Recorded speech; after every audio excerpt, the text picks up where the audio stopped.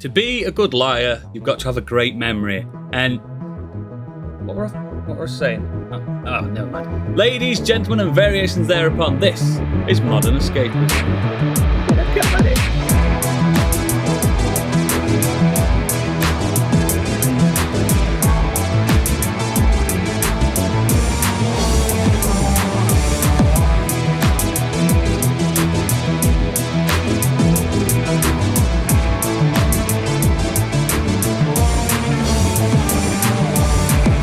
Hello and welcome to the show. My name is Oodles, and whenever I have a bad day, I just think of these people joining me today.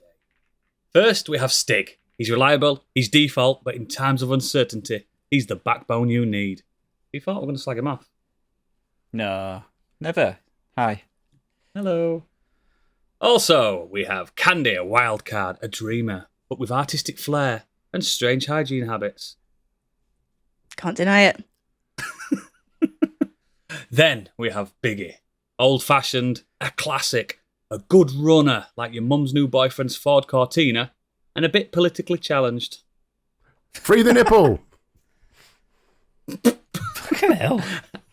And finally, we have Gadget, engine room, prepper, editor, and has probably forgotten more than most of you have ever known. Well, where am I? What am I doing? Hello. How's everyone doing? It feels weird we're all here. Yeah. Yeah, it's been... I'm alright. I'm mint. I feel mint. First time we've all been here for a while, Feel isn't it? mint. Feel mint. Feels like it. Something strange. It feels like we've not been together for a while. We probably have. We were together last week for the Scorched sheep Scorched recording. sheep. Yeah. Yeah, but we were in character. That's a different group of characters. That's not us. Yeah. That's Candy's excuse. We have to method. We method. We get into it. Oh, Stiggy's got a list, haven't you? Oh, no. No, I've lost it. Standard podcasting. What I list? literally had a list of who's been off the most. I thought they were an Epstein joke. No. For fuck's sake. when you said, "Oh, I've lost It's it," just as like, damning, right, though. really? No, I did find out. Anyway, I know what the order was. Candy's been off the most, then me, then Biggie, Wow, then surprised. you, then Gadget. Yeah. So Gadget's been on the most. I'll take first. And then obviously you were off last week, so that added to it. So that added to mine as well. Yeah. However, I must say, apart from like maybe one, all of mine were booked in. Yeah. Officially with HR and They're stuff. officially booked in as holiday. Yeah. I think I've pulled the most sickies. Definitely. Like I'm like last minute, 10 minutes, guys. I'm not coming on. Did you even listen to the last episode? No. No, I didn't think so because you didn't mention anything about the hentai joke. No, I don't listen to this podcast. It's terrible. And if you're interested in signing up for our Patreon, Oh yeah. Yeah. Oh, speaking of interest, I think it's about time that we get to the segment that we all know and love, and kind of need. It's Biggie's breaking news. You may already know, but he doesn't, because it's time for Biggie's breaking news. yes. Okay, so here's some bits and bobs for you. That's what I'm supposed to be doing. Microsoft CEO expresses gratitude to all those laid off. Yes, it's been a long day. Earlier this month, Microsoft did cut an astronomical 9,000 jobs across its entire business. The Xbox division struck particularly hard. At the time, Microsoft gaming boss Phil Spencer said that this business had never looked stronger, offering very little consolation to all those losing their jobs. Now, CEO Satya Nadella has piped up with an equally ghoulish statement, no doubt authored for the assistance of Copilot. With the assistant, sorry. The letter sent out to all employees across the business expresses sincere gratitude to all those who recently had their roles eliminated. Their contributions have shaped who we are as a company, helping build the foundation we stand on today, it reads. And for that, I am deeply grateful. Wow. Fuck you, man. That's like getting a turkey. When you retire. There you go. Have that. The irony being they couldn't read the message because it was sent to their in-house email addresses. Yeah. God. I mean, Oodles, if you want to chino up for a minute here, this is the actual statement that he wrote, or got Copilot to write. By every objective measure, Microsoft is thriving. Our market performance, strategic positioning, and growth all up to the point and to the right. We're investing more in CapEx than ever before. Our overall headcount is relatively unchanged, and some of the talent and expertise in our industry and at Microsoft is being recognised and rewarded at levels never seen before. And yet, at the same time, we've undergone layoffs. This is the enigma of a success in an industry that has no franchise value. Progress isn't linear, it's dynamic, sometimes dissonant, and always demanding. But it's also a new opportunity for us to shape, lead through, and have a greater impact than ever before. Do you know what, Gadget? Your narration had more heart than those actual words. I mean, that word, that was 110 words to say absolutely fuck all. And then he goes on to wax lyrical about AI proposing a future where all 8 billion people could summon a researcher, an analyst, or a coding agent at their fingertips. And the letter explicitly mentions AI a total of 7 times. Oh dear. That's good then. There's a point, though, where if people stop doing research and just use AI has nothing to work off. It'll be wrong. So it will just forever be just in a perpetual cycle. We think of this is what the same answer thing is. over and over again because it has no new stuff and research to go off. It's going to Exactly. make people dumber. Idiocracy was a prediction, not a film. There's a really funny thing A happening. documentary. There's a really funny thing happening Thanks to on Push Square for the article. the tech side of things, which is so Microsoft have their own programming language called .NET or .NET Framework.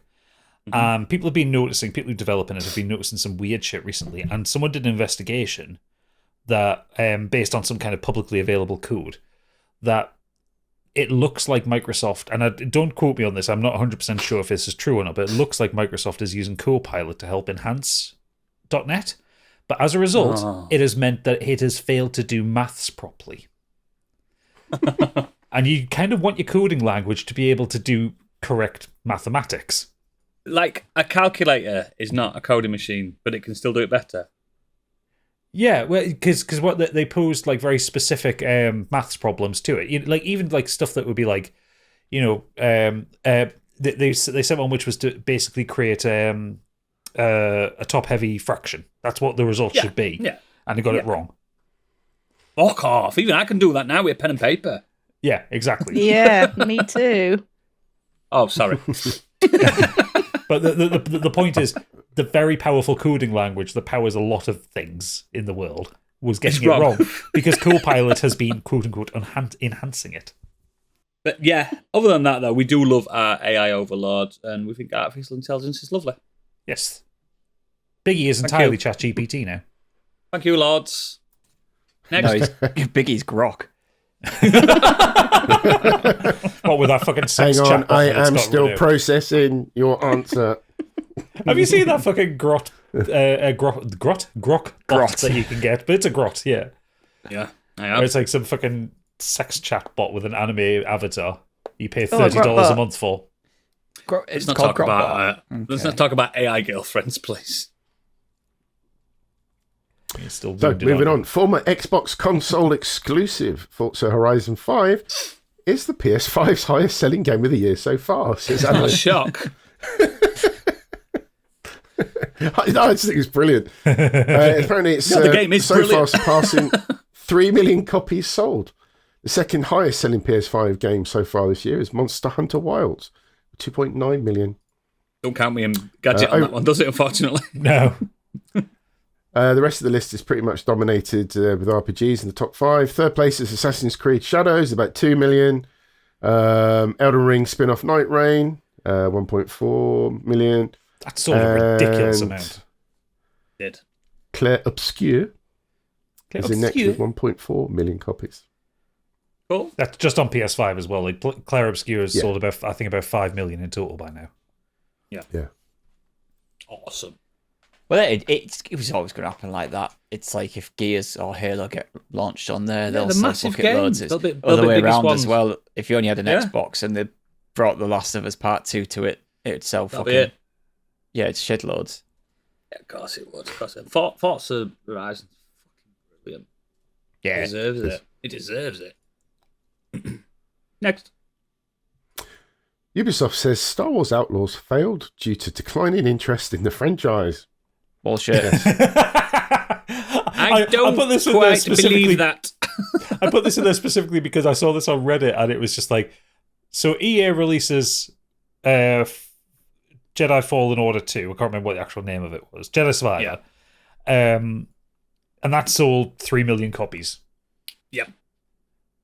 Andor is one of the highest rated TV shows of all time. Yep. Mate, you release a Star Wars film, it's nowadays it's hitting 1 billion, isn't it? Yeah.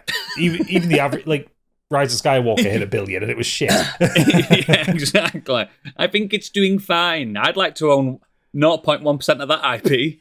Yeah. But yeah, no, apparently Outlaws failed because people aren't interested in Star Wars anymore. Mate, Outlaws a good game. I played it. I reviewed it. It's a good game. Not great. Yeah, it's been fixed as well now, hasn't it? No, but To it's make not it, great. Even better than it was when it was patched. Before it was patched. I like the bugs. I liked watching people get on their speed racer and it fall just through. and the player just driving off without the actual vehicle, Was still in the position of holding the handlebars.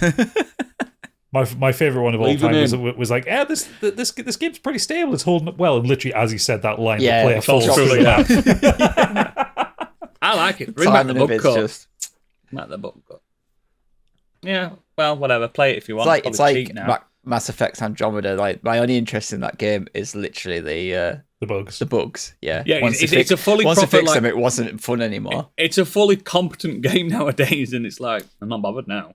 Yeah, It's not- it's a fully competent 6 out of 10 game. Yeah. I wanted the sweaty lips back from the original Yeah. version when all the Suppose it lips gets- were sweaty. Suppose you could always buy a disc version of it and just disconnect your console from the internet. That's a great idea. Great idea. Next. Stellar Blade dev will take every measure to ensure social media hack never happens again. The Stellar Blade maker Shift Up is having to fight off hackers as its X or Twitter account has been compromised and has promoted a cryptocurrency scam. I mean, who'd have thunk it? Stellar BoobCoin, was it? Send me Coin. the link so I can avoid that, please. No worries. If you want to invest in something financially stable, Biggie Bucks, now available everywhere. What's it? Stop trying to make biggie bucks happen. Hang on. Alongside the statement, the CEO attached a rather amusing image of Lily bent over with her head on the ground. Nice. I know, it's just... What the fuck is wrong with the Stellar just Blade can't- devs? Why is it so fucking horny? Isn't Lily the fucking 13-year-old looking one as well? No. It's messed up, isn't it? He's double checking this. She is. Clackety, Lily clackety, Artemis, clack. yeah, she is. She's the really young She looking is. character. That's why I went, no. She is, definitely. But she's 1,000 years old. Oh, Gadget. she's one of them, is she? She's a 1,000 years old goddess of whatever bollocks. Yeah. Stop being perverts. Next. Over to the world of film and TV. Marvel will recast the X-Men and reset the MCU after Avengers Secret Wars, says Kevin Menendez. Feige. Although It's not even an M. Kevin P505. Although Hugh Jackman returned for Deadpool and Wolverine, and several of the other original cast members of the X-Men franchise would appear in Avengers Doomsday, Marvel Studios president Kevin said in a recent interview that the studio plans to recast the X-Men characters when the superhero team gets its own MC. So what that says to me, Doomsday is going to be a thing, crossing dimensions, all that kind of thing. A branching point. We're going to see them for like 30 seconds while their timeline gets purged or something Behind like that. portals, and everyone's going to be like, Yeah. I am anyway. Endgame literally was about endings. Secret Wars is about beginnings. I think, to be fair, And what was the it's- bit in the between? It's what it needs, and we'll get onto it later. Oh. So, Ooh. yeah. Next, weirdly, Sony has told Marvel to stay away from live-action Miles Morales Spider-Man. Kevin Someone should tell Sony that. says. Yep, according to Marvel Studios, the boss, Kevin, has been asked when a version of the popular young Spider hero might pop up in live action after previously appearing in Sony's stylish animated Spider-Verse movies. It's been said that we've been told to stay away, Fedamana continued, suggesting this request will sit in place at least through the conclusion of Sony's Spider-Verse trilogy. The delayed final part of that, Spider-Man Beyond the Spider-Verse, is currently set to release on June 25th, 2027. That's more than fair enough, I think. If they've still got like an ongoing trilogy and story involving Miles Morales, then yeah, he's not needing the MCU. Like Tom Holland can still do Peter Parker, it's fine. And he is doing it next year.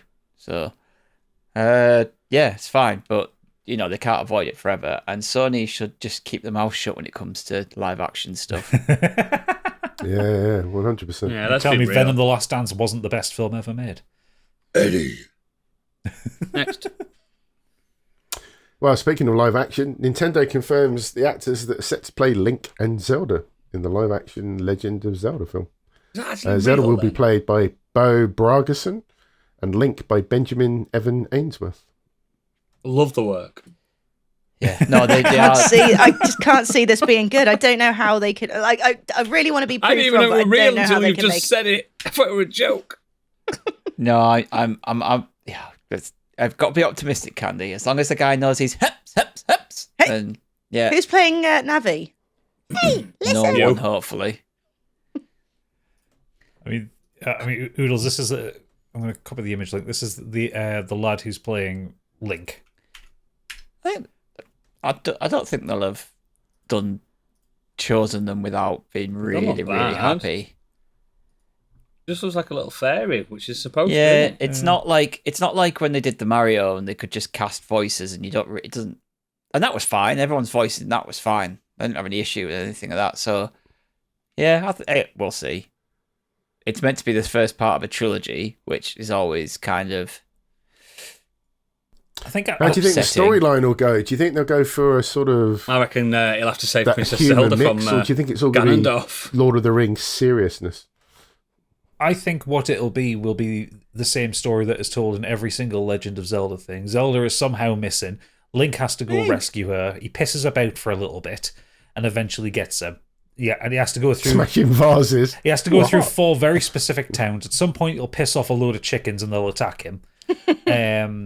Smash a lot of pots. Smash a lot of pots. But the bit that I'm struggling with the idea with is the idea of Link speaking. Because we've all seen the clips from Zelda CDI. I think, calm down, princess. You know? Excuse me, princess. Yeah, it's like, I don't Yeah, know who's the target audience here as well? no, but they give an American accent as well. Ugh. Yeah, they might not do. You never know. Link. I'm Who gives cynical a fuck? about such things. Who the hell ever plays a Zelda game for the story and the characters? Who gives a fuck? Like, it's bollocks. I mean, there's more story than there is in Mario, isn't there? And they made Mario work. But I think it was Mario a bit was more a collection of a of scenes. It wasn't a story. Yeah. Yeah. Don't But it was, know, I mean, it was man. still successful, wasn't it? I just don't see how they can, because I don't know, Zelda always had a bit more of a serious tone than Mario. It definitely did, yeah. It did, but But with it's also gonna be That's moments what I of mean. kids, What's isn't the it? target audience? Are they going to go Right. for adult fans of the game? Are they going to go for the teen audience who probably don't even know? Well, Think being you go Breath for of the Wild. audience that's Do going they to go have for money. kids? So in the I- in-between. I think they need to go full Minecraft the movie with this and just make it loads of memes. Yeah. Chicken punting, the new piss chicken everyone jockey. off. Piss everyone off. Just piss all the old boomer gamers off and all the millennial gamers, but just have Gen Z and TikTokers running wild. Like If there isn't a doing scene Zelda memes. where he goes into the house, lifts up 3 vases in a row, smashes them, and turns around, then just sees the owner staring at him like, "What the fuck?" Are you Well, that's doing?" how you play it. If that doesn't happen, I want a whole They've got it cinema wrong. of people just going hep, hep, hep, hep, hep, hep, with him.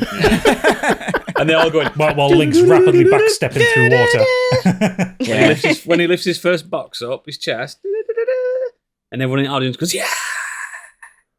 Yeah. They've all got like rupee fucking popcorns. He gets fucking beamed in the spends head by a 20 cork minutes from a distance. perfectly cutting down the grass everywhere. In all seriousness, I actually love Biggie's idea of them doing a 3-part trilogy like Lord of the Rings style epic. They're not gonna, though. They're not going to, of course they're not, but that would be amazing. I still think that they missed an opportunity by not partnering with Studio Ghibli and doing a Zelda / Ghibli. Yeah. That would be Yeah. fucking amazing. Such a Really better miss- idea. Yeah. Fucked Yeah. it. Yeah. Never mind. Next. Well, speaking of video games into TV shows, Mass Effect and Wolfenstein are being developed by the production team behind Fallout. Swear to God. Mm-hmm. I suppose I can see one Wolfenstein. working. The other one... Which one? Which one do you think will work? Wolfenstein. I generally Because think it'll the be Mass fun. Effect will work. Mass Effect work. Oh, as if it's Wolfenstein. Mass Effect worked in the Star Trek, dickhead. It is how it exists. We don't need an adaptation of a game that's an adaptation of Star Trek. No, I think it'll work. I think it'll work. It's oh my God. Not my guys. Well, let's see who's proven wrong, shall we? I mean, It's just Star Trek. Wolfenstein will live and die on its tune. If they lean into the silliness that was like the two modern Wolfenstein games, then it'll be great. And they have to cast Alan Richardson as BJ Blazkowicz. He's the only man with the physical stature to pull it off. It Maybe needs John to have Cena. the same tone of like Inglourious Bastards.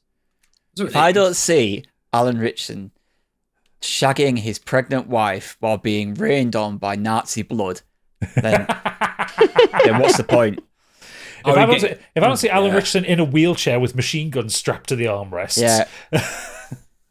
I'd like to see a wheelchair big enough to fucking cater for him. they do custom ones. It's either him or John Cena. I can't really see anyone else fit in the role.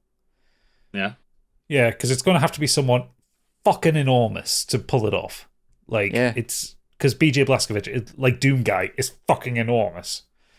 I don't think the Mass Effect one will work well because the problem with Mass Effect is it's not that I don't love the story or the games. I think it's not even that it's just Star Trek. I think it's a difficult universe to get people invested in over the space of like 10 episodes. They definitely couldn't do it with them novels. They couldn't do it with the novels. The games worked because they introduced you to things slowly over like 15 hours. You weren't even halfway through the game when you like got your kind of idea of what the universe was doing. Also, like if they try and make it like just a 1-to-1 on the story, like I don't want them to do like a Commander Shepard, you know? No, the different type of people in the same universe. But then again, the production team behind Fallout did a really good job of having something that sits alongside the current Fallout universe. So you never know. Yeah, if they base it on like Shepard, the whole point of Shepard is you create your own Shepard, and no, like don't look like mine, is it? Yeah. But then if they have a character that pulls it off, an actor or actress, depending on whether they go male or female. Exactly. Are you going to get two versions of the show? One with Fem Shep, one with Male Shep. Definitely. But I think it'd be interesting to see whoever they pick if they pull off that. But then if they did go Fem Shep, then there'd be a certain part of the internet just like, it's woke. They picked a woman to be Fem Shep. This is Shep, and they show the picture of the guy on the box. It's like, like Captain Generic.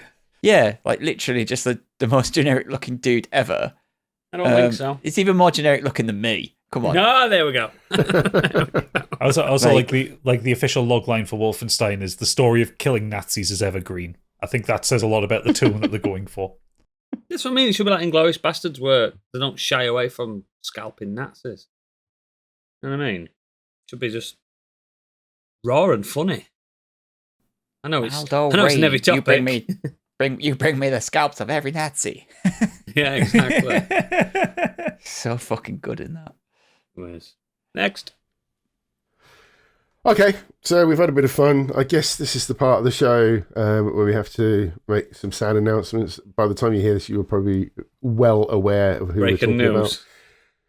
But I'm going to say them anyway, and I'll probably hand it over to the rest of the team for this. So, music legend Ozzy Osbourne died last week, surrounded by love, aged 76. Who wants to pick that up? Pick that up, like it's fucking... Well, I generally mean it because I have no connection to Ozzy Osbourne really at all. I don't listen to the music. I know the person in the sense of who he's meant to be, but I just don't know anything really about him apart from what I've seen in the media. And I know you guys are very fond of him, so it's not really for me to talk about him. I've said enough this past week about it, and I'm not ready to say any more really yet. It's entirely up to anyone else. What I will say, and yeah, it is still pretty fresh. But it's very sad for us, but what a wonderful way to go for him. He attended his own funeral. You know, he attended his own wake. He did the show. He said his goodbyes. He said his goodbyes to the fans. And I don't know if you've seen that picture of Sharon Osbourne just sat at the side of the stage, just completely, just taking it all in. And I just think it was a really nice way for him to go. I mean, yeah, it's sad for us, but it's the way he would have wanted, I think. He didn't fade away. He went out on his own terms, kind of thing. You know, I don't mean it in a nefarious way, but he went out, I think, the way that he would have wanted. Yeah. And yeah, it's like a kind of period of national mourning, isn't it? Like, so many people are upset, and he's a part of his generation spanning, in that he was still making music up until now. Like, I think when the time comes, say, for example, when Paul McCartney goes, I don't think there's going to be such an outpouring of grief and sadness, because Ozzy was more than the music. You know, Paul McCartney mostly, you know, for the Beatles, but Ozzy, he did have the show, and he was part of all of our lives, whether you're, you know, a millennial or older or younger. He's just always been there, and there's such, rewatching the Osbournes again, it was a dysfunctional family, but they loved each other so much. And I think you can, by knowing the rest of the family as well, the grief is for them too. So it's big loss. And of course, he's the godfather of metal. Yeah, absolute pioneer, isn't he? Sabbath were huge and influenced so many people. Now, he would have turned around and said that he wasn't. He just turned up. Yeah, it's like you ask him in all these interviews, he's just like, nah, it's the Beatles and Led Zeppelin. Like, but it's like, nah, they started something and you changed it. Yeah, because heavy metal was what the Beatles and Zeppelin were doing. It was white guys playing blues really loudly. And fast. And not even necessarily fast, but it was just blues music played by rich white guys. Yes, but it's all blues chords and stuff, isn't it? And yeah, but then what Sabbath did was take it to another degree, and they made it kind of a bit more occult, and they talked about mental health issues, and they talked about drug addiction, and they talked about much darker subjects than the Beatles or Zeppelin ever did. They weren't just talking about their honey that they take to the cinema on the weekend. No. You know what I mean? I mean, you know, their big breakthrough here, Paranoid, is about a man who split up with his girlfriend because he's losing his mind. Happiness isn't coming for him. The complete opposite of, and she saw me standing there. Do you know what I mean? It's the complete opposite. But and you know, you get big anti-war pieces with them, with like War Pigs and stuff like that, or then psychedelic weirdness on Planet Caravan, or their Fairies Wear Boots, and it's just they're such a, and that's just one fucking album, like that's just the Paranoid album. Such a surreal body of music. But then Ozzy, so like from my perspective, I play guitar the way I play guitar because of Ozzy Osbourne, not because I listen to a lot of his stuff, but he was so good at, when he started his solo career, surrounding himself with amazing musicians. In the likes of, like, especially his guitarists, like Randy Rhoads, Jake E. Lee, Zakk Wylde, Bernie Tormé, and people like, not Bernie Tormé, that's someone else. What's his name? Shit, I can't remember the other guitarist's name. But anyway, Tony Iommi. No, I mean in his solo career. I know. He surrounded himself with amazing musicians and developed a style of metal that was different, because after Sabbath came out, so many bands started to sound like Sabbath. That sludgy, kind of doomy metal was big in the Southern 70s. Gothic a little bit. Yeah, and then in the 79 and 80, when Ozzy released Blizzard of Oz, everything went a bit major key, and it went faster, and he kind of even birthed a little bit of thrash metal out of it. And that's because of how Randy Rhoads played guitar. And then he brings Zakk Wylde, and Zakk Wylde's my greatest influence as a guitarist. And it becomes this kind of a mix of the faster stuff and the Sabbathy stuff. And like, you know, like I remember the first time I heard Mr. Crowley and heard the guitar playing on that, I was like, Jesus fucking Christ, that's how songs can sound. And then I heard No More Tears, and I heard the guitar solo, and that was like, fuck! You know, and it's just like... So while I was never the biggest fan of Ozzy's solo output, I much preferred Sabbath. Like, he touched my life in that way, and it's like he's one of the celebrities, a little bit like when David Bowie went. Like, I actually found myself quite upset Because I don't normally get upset with celebrities going, but now there's been 3. It's been Robin Williams, David Bowie, and Ozzy Osbourne. Yeah. Do you know, I heard a great story about Robin Williams and the Osbournes. Oh, yeah. You know about this? When Sharon had cancer. Yeah. When Sharon had cancer, little... she wanted to give up on chemo because she found it too hard. So Ozzy contacted Robin Williams, came to the house. He spent like an hour or so with her, and he said all I could hear was just Sharon laughing. And then after Robin Williams had visited her, he convinced her to start the chemo again. Hell. Guy was incredible. Like, but on Ozzy, he's one thing I found great about him as well. His voice is so unique. Mm-hmm. Like, it's really like it just sounds like no one that I've ever heard before. There's just something in his voice where it's just like you would never mistake that for anyone else. It's like that is Ozzy. Like he's just had such an amazing, unique voice. Again, he's one of those 70s, 80s artists who do have that. And again, you know, you look at like him and like Bruce Dickinson, like people like that who have this power in their voice. They might not necessarily be the most skilled singers in the world, but they just get that power and unique sound. The passion comes through. Yeah. And he was just a different man on stage, wasn't he? I remember the last show that he did in Birmingham, the one prior to his sort of farewell show. He was still in pretty bad health then in terms of mobility and stuff, but he got on that stage and you would never know he was a day over like 35. He just came to life. He loved the audience. He loved being on stage, and it really showed through. And even on the last show when he was struggling, you know, they must have pumped him full of steroids, I'm sure, but he just gave it everything. Yeah. I'd love to sit and talk more because, like, I could, and I already have, and it's affected me a lot, like a family member kind of effect, because it would. Yeah. It's a dad figure to us all, wasn't it? Dad figures to all of us. I didn't even have a fucking dad, so yeah. God. That's what I mean. Do you want to know what's the most ridiculous thing I heard this week? When the news broke, we were having some dinner at Kate's I got told by Candy on WhatsApp by accident.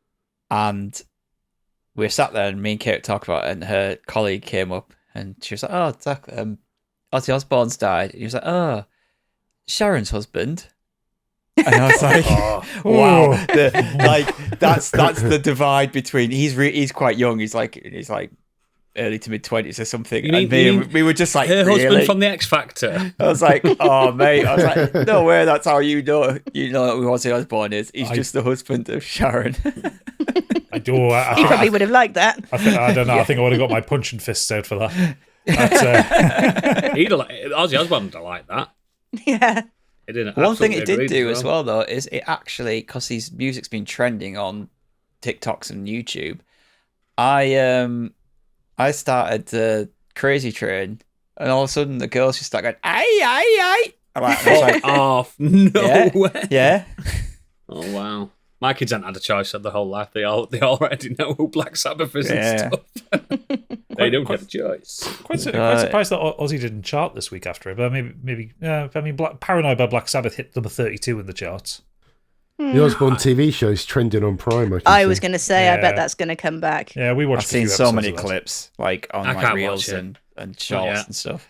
But it was really fucking weird editing Scorched Sheep this week because, if you don't listen to Scorched Sheep, Candy's character can summon a familiar, and she summons a bat and calls it Ozzy. And then for some reason this week they just decided to quote Sharon Osbourne throughout it while she's sending the bat out. So Candy's going there, "Don't throw wood, your police will come for you." I'm editing that as like I've heard the news of Ozzy's death. I'm like, "Oh, that hits different this week." It's been such a weird like melancholy, and it's like I was going to review his autobiography on the last podcast that I was supposed to be on, and I didn't come on. And then a day later or something like that. Yeah. Tuesday or something. We were going to record a podcast, and then Candy went, "I've just had a bad day. We can't do it. I don't feel well. This, that." And she went, "And we Ozzy dying." And I went, "What?" I didn't realise you didn't know. I'm so sorry. No, because I've been at work. Do you know what I mean? I was like, "What?" And then, you get your Google out and you go, "Oh, no." And then, I missed my fucking train. I just sat there like, "Oh, no." Do you know what I mean? Like, fuck. Well- then I messaged my wife, who's also a massive fan, and she went, "Fuck off." That's what she said. That's what she messaged back. Fuck off. It's just Well, I hope that when he got to the pearly gate, that at least they didn't put any bubbles out for him. Because the Prince of Darkness does not It's do a fucking bubbles. darkness, Shannon. so that if you believe in that, there's a fucking really good concert up there at the moment. Oh yeah. Really fucking good. Ooh, yeah. Any more deaths, Biggie? Well, yeah, we also had wrestling legend, the slightly controversial figure, shall we say, of Hulk Hogan, Next. who died at age 71 I'm joking. after suffering a cardiac arrest. Rest in piss, Hogan. Yeah, bye. Horrible, terrible I'll mention two things. Hulk Hogan, the entertainer, the wrestler, massively influential, huge hero and star to everyone. And I won't discredit what he actually did for wrestling in terms of making it a worldwide brand. Terry Bollea, the person, can get fucked. Wanker. Yeah. Wanker. Fascist. Because just But I racist. remember him when I was young and watching wrestling. You know, I like the Ultimate Warrior. He's no No, he was terrible. No, person not as many well. of them are, mate. he's not Not as many of them good are. either. I But just, I used to play as Hulk Hogan in the arcade when I was playing the arcade games. I used to like, watching him and egging him on the TV show. So yeah, it's kind of. I remember him as very funny in Rocky 3, right? yeah, Thunderlips. because Gremlins. Because back then you didn't know all the behind the scenes Nope. stuff, and now you do know all the behind the scenes stuff, and the amount of people he fucked over and purposely buried, and in wrestling parlance, he's And his political views. Yeah, it's just What he's done to his family. he literally sullied his name. I morbid curiosity got the better of me, and I watched the opening of SmackDown because of course they were going to do a tribute show to him because Yeah. Is he he's back in the literally Hall of Fame on there? he's one of the biggest Yeah. wrestling stars of all time. Like, they were never going to ignore him. No, you can't. And I just felt nothing. No. And it's just like But that's you how would have much done 10 years ago. You'd have That's been how a much he mess. sullied his name. Well, Yeah. before all the stuff. I mean, I didn't particularly like it because I knew of all the backstage politicking. Oh, did you? Yeah, you knew But anyway. before the audios of his racist rants came out, and before the whole like stuff he's been doing in the last election, there was a time where it would have been, oh, that's really sad that Hulk Hogan's passed away, but it just, yeah, man, I can't think of anyone who's sullied their name so much. Like, it's just they're just too many of them that are just awful people from back then. So My favorite story, however, about Hulk Hogan was because he was a prolific liar and he used to boost himself all the time, like trying to make himself seem better. And he had this thing because he played the bass and he wanted to make it sound like he was an impressive bass player. He said he was auditioning for Metallica when Jason Newsted left Metallica.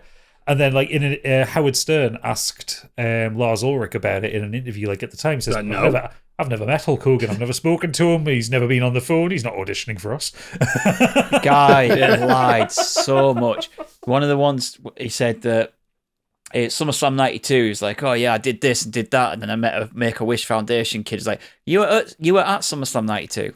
It was headlined by British Bulldog and Bret Hart. You were not there. Like, You weren't you there, were pal. in the country. Did he say he nearly killed some Japanese wrestler or something? And the guy's like, no, I've never fought you. He for years he told the Undertaker that he nearly broke his neck and nearly paralyzed him with a tombstone.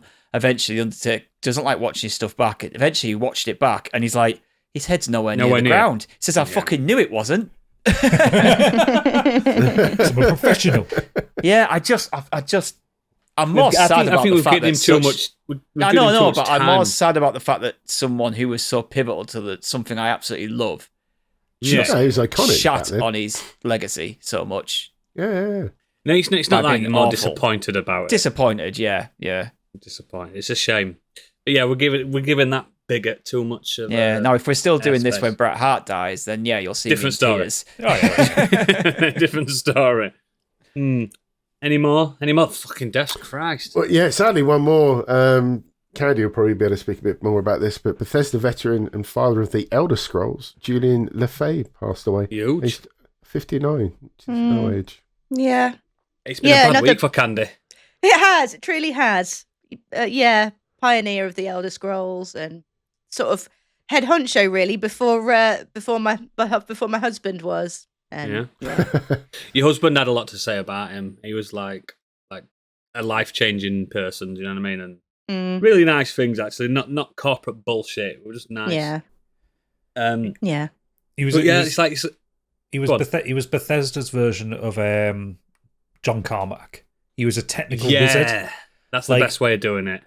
If you bear in mind that Daggerfall, which was the third Elder Scrolls game, the map is the size of Britain in real space. Build a square miles or something, isn't it? Yeah, so, and like he made that work on fucking floppy disks, you know? Yeah, kilobytes.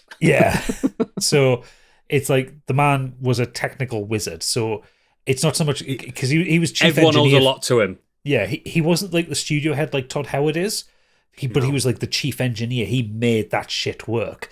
And unfortunately, we have him to thank for the fucking Gamebryo engine, which became the creation engine, which they're still using today.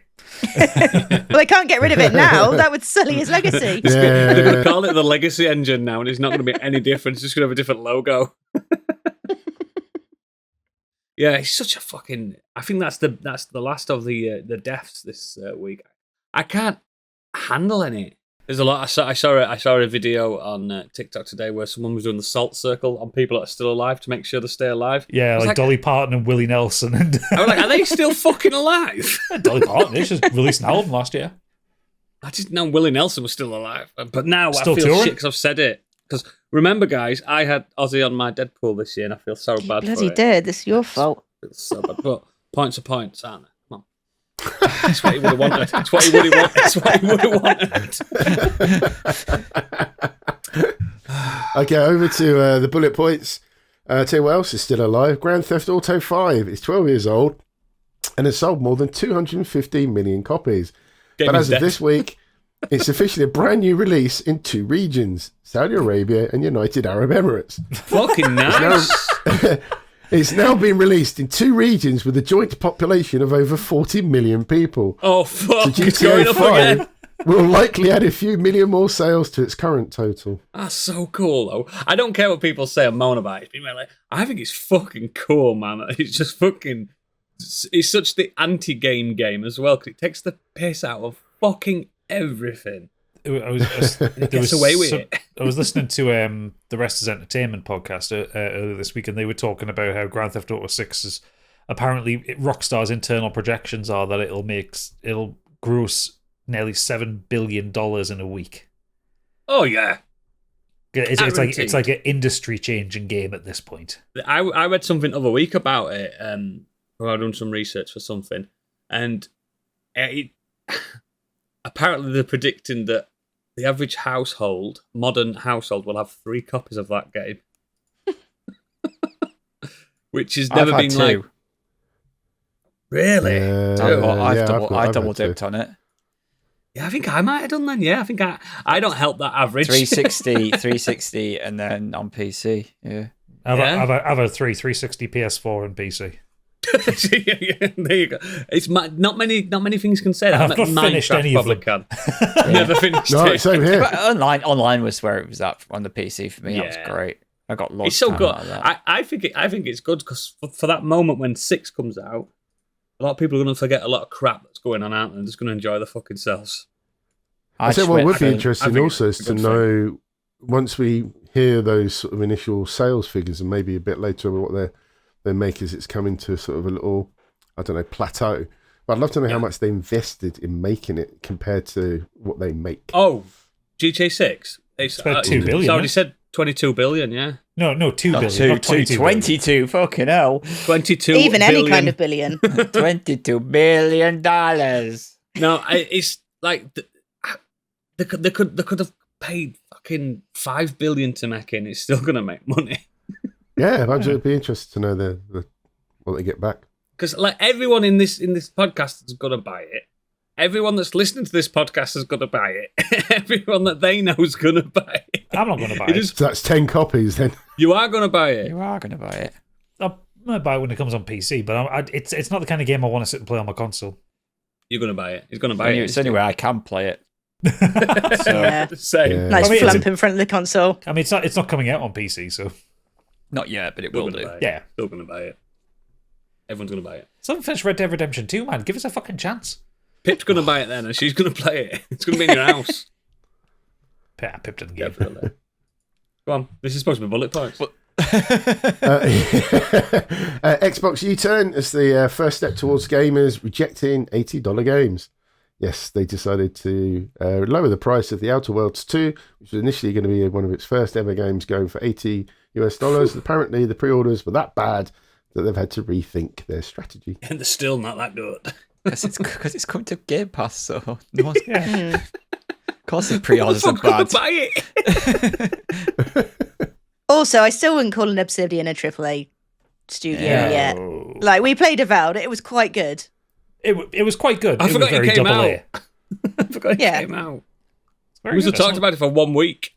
No, we talked about it for a few weeks. It's I quite got, good. I got distracted with other things. I need to finish it.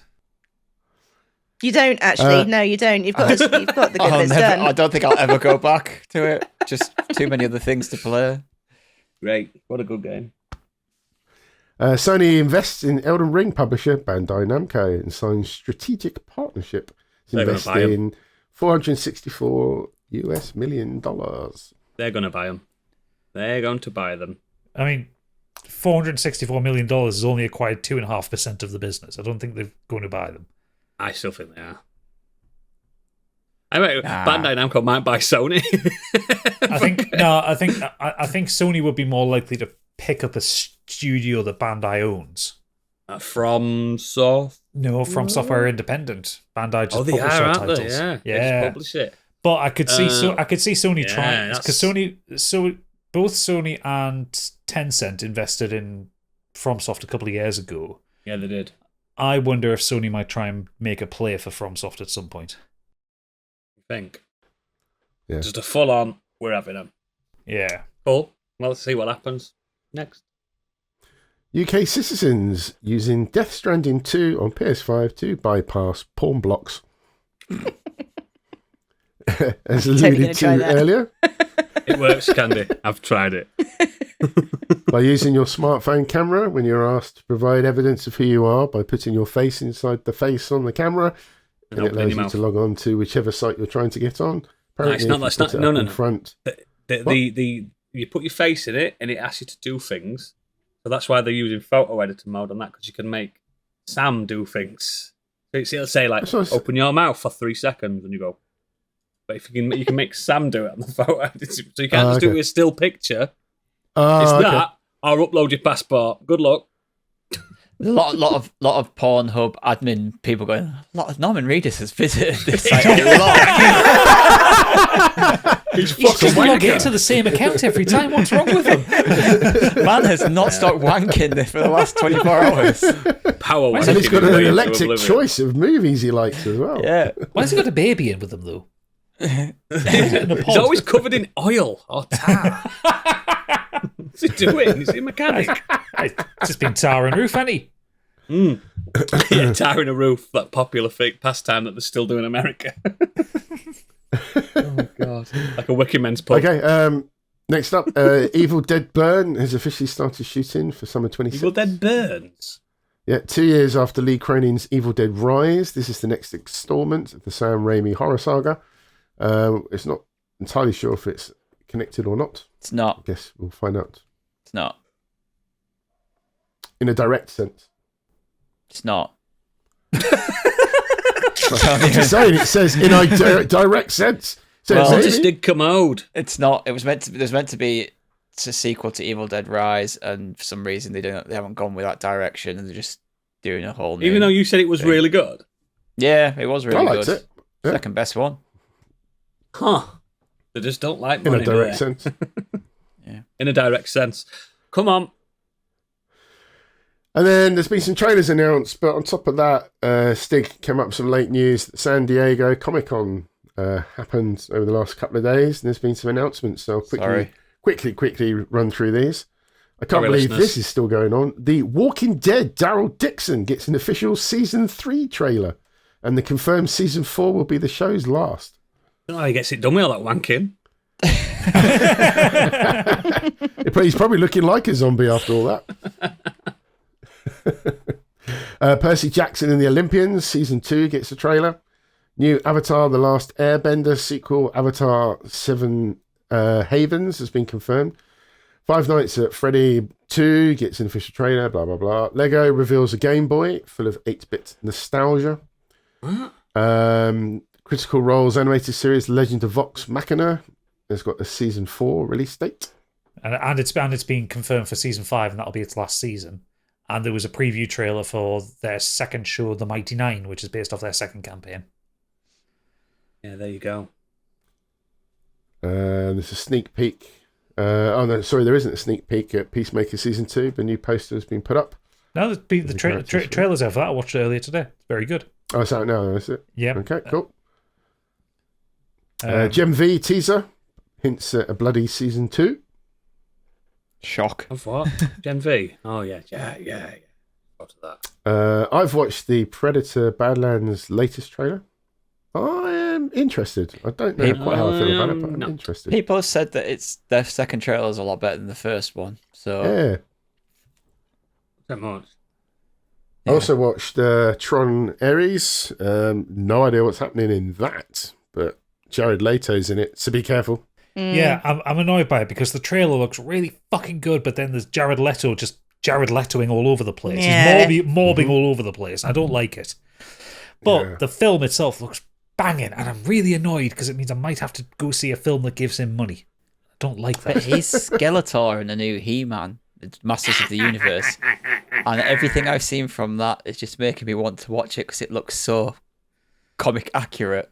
Like I hope it's so accurate to the fact where the swords I and hope the it's so everything. accurate that E-Man's not allowed to actually swing his sword against anyone, and he has to just grapple. Yeah. That's what I want to see, because he never swung his... He only used his sword to become E-Man, and he used to drop it and start grappling people. And that was in the cartoon, wasn't it? If you watch the new Masters of the Universe, Oh, yeah, I know. sure, It's absolutely. real. Oh, it's so good, that. Also, just based on the trailer, the Tron Ares soundtrack is going to be so good. Yeah, it's like Nine Inch Nails. Yeah, like they're not even like, because like Trent Reznor and Atticus Ross do a lot of film soundtracks together, but they never credit themselves as Nine Inch Nails, and the credit is Nine Inch Nails this time. Like, the music in the trailer is so good. I liked the last Tron film that came out about fucking 10 years ago, 20 years ago, was it now? I haven't seen that. Tron Legacy. Legacy, I liked it. Probably about 15, actually, wasn't it? Yeah, I liked Yeah, it. The 2012, I think. Daft Punk one, I liked it. Daft Punk soundtrack was really good, very synthwave. Yeah.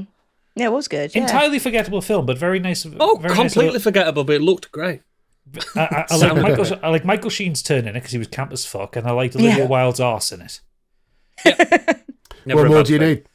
I'll tell you what else you need. Spinal Tap 2, The End Continues. It looks so good. It does look good. I was pleasantly surprised when I saw the trailer. Might have been a little bit high as well, which helped it be a bit more funny. But no, I thought it looked great. I was sober when I watched it, and I thought it looked great. It unlike the first one, because the first one obviously funny, classic, hilarious. The second one really feels like it's like the thick of it, and I don't know if it's maybe just because Chris Addison is in it, but it really feels like it's been written by Armando Iannucci. That's exactly why it is. Yeah, that's exactly what it is. I just like that when he sat talking with us, it's like, we want to make a moment. What would it take for one of you guys to like die on stage? Yeah. He's like, Yeah. no, I don't think we could do that. What about a Kuma? Oh, Kuma, that's thinking out the box. Yeah, we can work with that. We can work with that. Now we're talking. Yeah, I'm And very Alien excited. Earth got another trailer. So, yeah, Got I'm aliens in interested. it. Not quite sure really what's going on with that, but that'd be... Aliens are on Earth. The more trailers I've seen of Alien Earth, I'm like, I've gone from cautiously optimistic to a little bit worried. Like, I don't know where they're going with it. No, Yeah, I so- like the look of it. I think it looks cool. I like the other different types of aliens they've got, like That's that it. horrible eyeball Guaranteed one. 5 out of 10. She likes the look of it. Guaranteed. Yeah, exactly. 10 out of 10 from Candy. It's gonna be rough. But unless there's anything else that you guys want to mention. Oh, yes, sorry, there is. There is one other thing to mention very quickly. There's a Mortal Kombat 2 trailer. I don't know if you guys That checked looks that out. banging. Yeah. Yeah. It just looks so stupid. I think it looks Yeah, crap. not quite sure what is happening with Yeah. that. It's definitely got a tone I wasn't expecting, but there you go. I think You're it- all sleeping on the bigger news. Carry on. There's a War of the Worlds trailer that came out. There's a which I bigger, had no bigger idea news was than coming. that. So No, okay, looks terrible. give me a minute here. I need to rant about this. So this fucking War of the Worlds trailer. Now, War of the Worlds has been adapted a few times from the original H.G. Wells novel. There's obviously the seminal album. There was a film in 1956, which was excellent for 1956. It's kind of aged Really a bit good. poorly now, but it was really good back then. There was the Tom Cruise film, which I begrudgingly like. It's I a don't love Spielberg it. film. It's It's not but Tom it's- Cruise film. I know, but it's got him in it. But it's, despite it being set in America and all that, it does follow the book very closely, and it has like the big events. And that scene in the basement is fucking horrifying.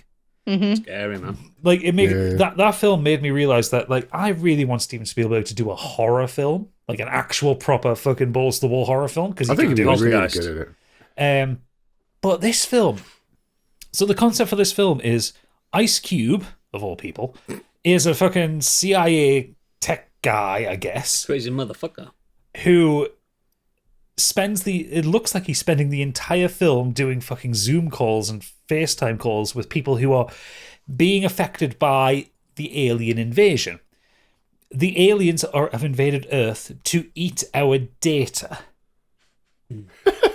It's not that they're here to conquer us, which is what the original Martians did in the book. It's not that they're here to eat us, which is what the Martians did in the Tom Cruise film. They're here to eat our data.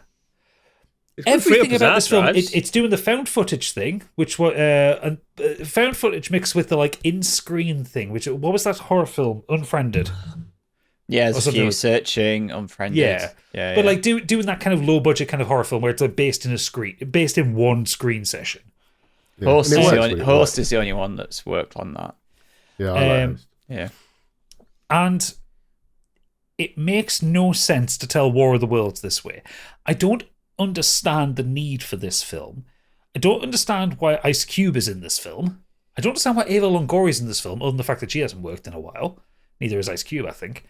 Either way, no. I love Just War of the no. Worlds. It's just one of my favourite stories of all time because it's about human spirit. And it's the fact that the humans don't spoiler alert, the humans don't defeat the aliens, the fucking cold thanks, does. mate. You've ruined The it. common man. cold does. But it's about human spirit and overcoming this kind of thing. And like it is about the spirit of man. It's about surviving in a horrible situation. How does that work when they're here to eat? This is going to be a crypto advert, isn't it? Do you think they'll get defeated by like a Trojan horse or something? VPN. An NFT. Yeah. An NFT. That's what we did in Independence There was Day. a though. log They onto our work. datas. It's They brought can't to you get the by face on the NordVPN. camera properly. Yeah. They're using Norman Reedus. They just keep getting an error message. We don't think your face is real. No, I think the story's gonna. And this is could Are be you a potential robot? spoiler alert, but I think this A is what it virus. It's a computer is. virus. No, the aliens are gonna see all the data of humankind. They're gonna be like, "Oh, these people are horrible. We need to leave them." Yeah, fuck this. No, it's 100%. Scary. It's 100% a computer virus. What if they download like a terabyte of fucking Andrew Tate podcast by accident? Like, oh no! That's the virus. That's the virus. The aliens get really into DMT after finding Joe Rogan. Apparently, these are the alpha of the species. They keep saying it. The Martians just turn each other. Apparently, the frogs have turned gay on this planet. Let's go. Let's fucking go. Honestly, I'm just fucking furious about it because, like, all I want a big cinematic version of War of the Worlds that's done. Stig mentioned this. Victorian London. Done in Victorian London. I want to see the paddle steamer Thunderchild. I want to see the fucking journalist walking through Covent Garden. You know, a destroyed ancient Covent Garden, 100-year-old Covent Garden. You know. Like, I want that. I want those visual scenes because I've read the book so many times. I've listened to the album endlessly. I want that. You want to see him describing the alien for the first time as like a big gelatinous bear monster, like it says in the book. Yeah, But what tripods. you'll get is like TikTok and YouTube Short, Yeah. like YouTube Live. Yeah. What I said, like I said in our group chat, the thing that annoys me most about these is when you're on when you're walking and you're on a FaceTime chat with someone, it's shit. Like, you're not really paying attention to anything around you. But like in these films, they've managed to be able to have these In 4K. conversations while they're running, scared for their life, with no connection issues, but luckily they get everything caught in the background, so you as the audience can see. It's like, no, Yeah. like you would. They run like that with phone looking Yeah, over the they're running shoulder. they're running like that, going, Dad, I'm so scared. Looking at the camera. Whereas in reality, I'm fucking. If Run I've got into a lamppost. my phone's in my pocket and I am sprinting, and if I'm on the phone with someone, like earpiece or something like that, and I'm running, I'm not looking into the camera going, I'm so scared. Like, nah. Can we touch base later? I'm just about to die. I'm gonna die. Don't kill me. Yeah. And then it does go like, and it does like Gadget, they've got Gadget's disappeared. They've got him. They've got him. They've got his data. Got him. Oh God! Come on, close it up, Biggie. Yeah, fuck it. Oh, Well, one you more said thing. there was something else you wanted to talk about. Comic wasn't Con, there is one more thing from that. It's confirmed that the Hulk is in the new Spider-Man film. there? Ooh. That's not the big thing. No, I'm just saying that was one thing from Comic Con. The big thing is we finally got the trailer for the Vampire Lestat. That's huge for me because I love this. Yeah, I need to watch it. I Best really show do. I I watched need to watch last the year. show. I need to watch the show. Oh my fucking God! It's the most prestige fucking gay shit you've ever seen. I was going to say it's very gay and very horny, isn't it? Oh mate, I don't know why I haven't watched it. It's so good. It's one of them shows that you'll just consume a bottle of wine per episode. Do you think I should drop an E first as well? No, because it'll frighten you. You just want to be Right. decadent. You want to be decadent Okay. while watching. Eat cheese, drink wine. Nice. Very yeah, the grapes. decadent. Yeah, great. It's very like afterwards you'll be like, you know what? I'm gonna put a Jacobean rough ram in it today. I'm gonna fashion it out. I'm gonna do it, If the Hey, stat watch. can do it, so can I. mate. Oh God, it's just a great show. And no one's ever watched it other than me. But they've got a third season. It's got good reviews, not- hasn't it? Its problem is trying to get it in the UK. It's a struggle. It's on BBC. If you're that way inclined, or I found it on some kind of website. I don't want to name. Anyway, BBC. It's on BBC iPlayer if you want to watch it legit. Well, from the BBC to the WWW. US co-founder trolled for turning honeymoon bedwetting into LinkedIn lesson. Is this That's right, you heard it. Is this here. the biggest worldwide web? Oh, it's called. Yes. What's he done? Anthony Carles, co-founder of Sterling Lawyers LLC and president of Rocket Clicks, is facing the internet's wrath after attempting to draw a leadership lesson from a rather personal mishap, wetting the bed on his honeymoon. I hate LinkedIn so much. In a now viral LinkedIn post, Carl shares a detailed account of how a combination of spicy crab soup, dehydration from a CrossFit workout, and an ill-timed nap led him to waking up in a puddle next to his newlywed wife. But the twist, he used the moment to illustrate resilience and leadership. That moment taught me something crucial. You don't need to take yourself too seriously, Carls wrote, trying to turn the awkward experience into a parable about vulnerability and leadership. He went on to say, the leaders who last are the ones who can laugh at themselves. When you share your failures openly, your team stop hiding theirs. Where's he from? Wherever you want. He can No way. if you can like from survive Candy's Way. peeing the bed on your honeymoon, you can survive anything business Sounds like throws Wurzel at you. Gummidge. Do you know how the best way to avoid like humiliation or whatever he said about that? Just don't share shit like that. Don't share it. Yep. No one needs to No know. one forced him to upload it, did I he? just like that LinkedIn sounded like a great idea to start with. Networking, being able to advertise yourself, trying to look for Yeah, jobs. get a job and stuff. Yeah. Now it's just full of pricks. I've people never been trying on to- it. People trying to use like the death of Ozzy Osbourne, like 10 things that Ozzy Osbourne taught me and how to in this and this. Yeah, Like, and fuck Ozzy off, loved like, corporate Yeah. stuff. Loved it. Just Loved get it. a Big fan. fuck off. I hate it. I, So mean, I much guess it's people a good advert of who not to hire, though, isn't it? Actually, Is LinkedIn like? Is it like Facebook, but you've got to be like a professional?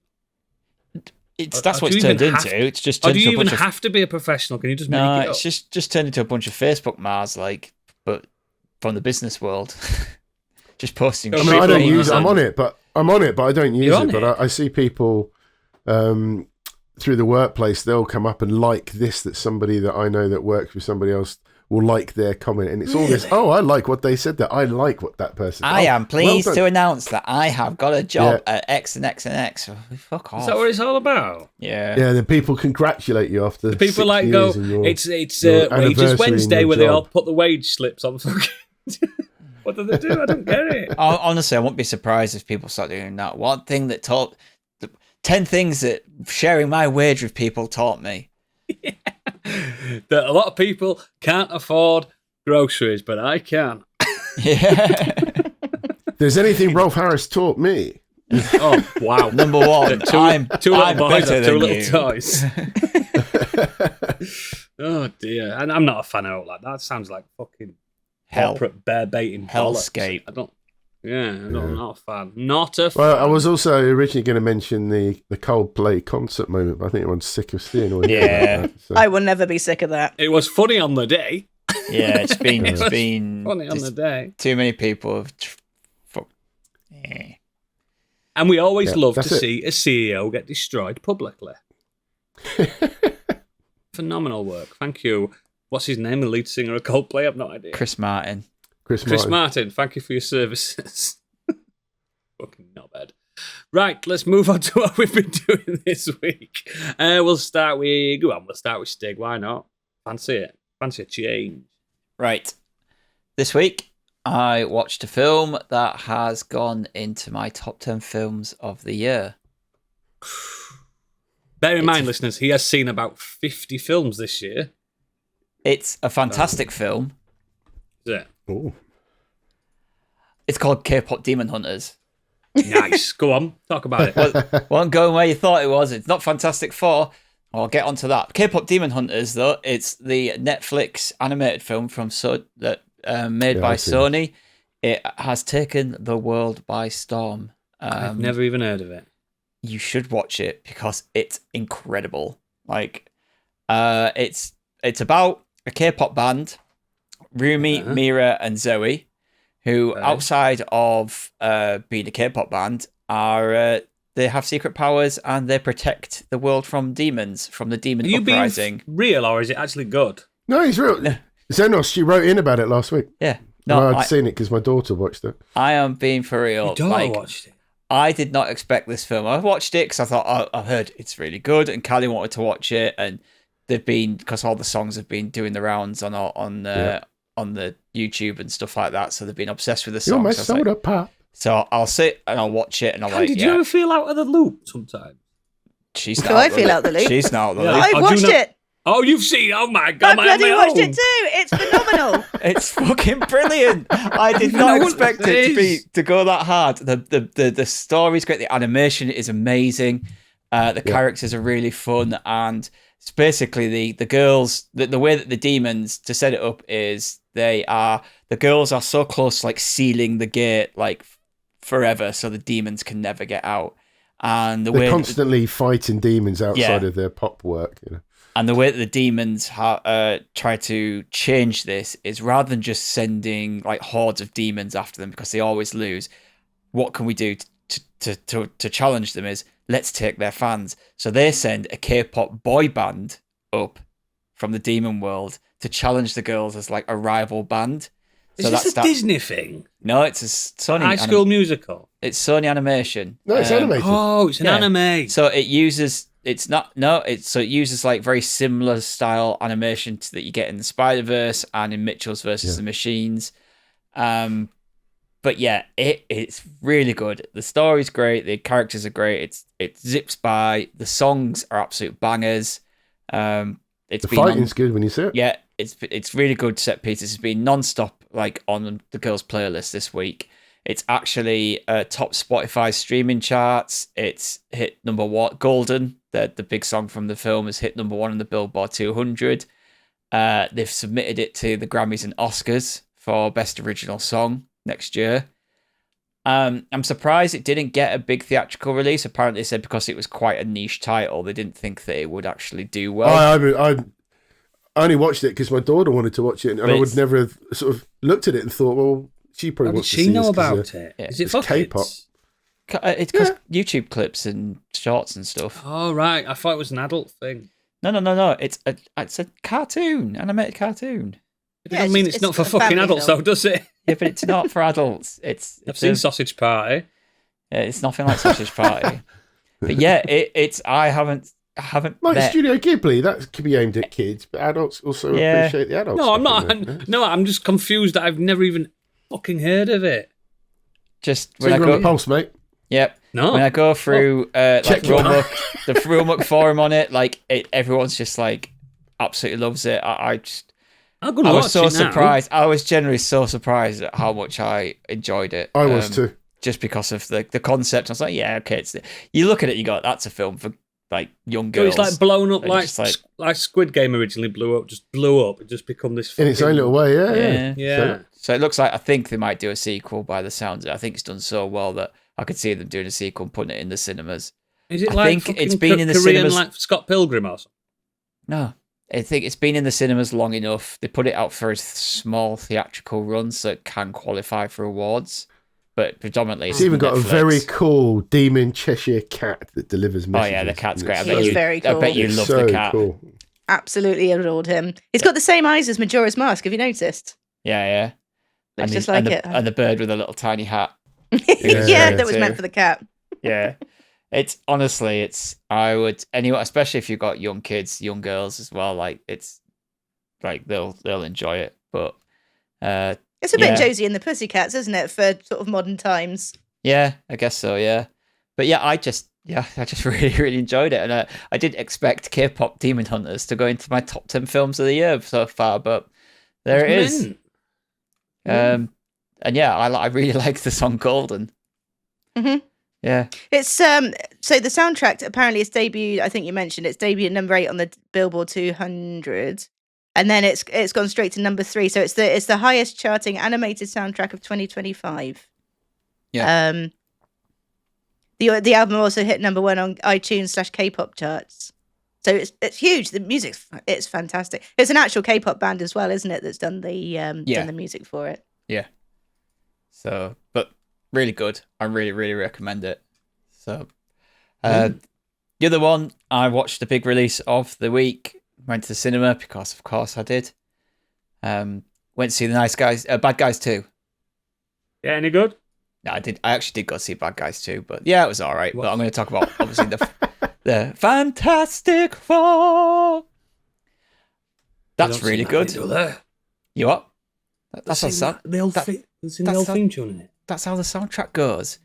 It does a big lead up. It's like dun dun dun, and then it just I goes. thought you would have been out to see that already. That's Michael what the old. Giacchino, it's fucking great. Yeah, that's what the old fucking theme tune was as well. Isn't it? I think you're gonna love it. I've posted that review. Someone. I thought you'd be Roman. like first day watching that, Oodles. I've had a tough You've week. been waiting mate. ages for this. I lost my dad this week. You know what I mean? What do you mean? Oh, I've had a tough week. I've had a bad mental health week. Well, 2 weeks. But that would have cheered you up, surely. Stig were trying to tell me that as well. Just get your set off. Is it? Oh yeah, just you know what? Start smiling and get your set off. Is that how it works? I know, but it would have been something to lift your spirits Not a that little bit. it's not that physically. I don't want to go and watch something that I've been excited for a long time. It's just I will go see it. All right, fuck. Oh, Anyway, think we're good. Fantastic Four: First Steps. It's the latest film in the MCU.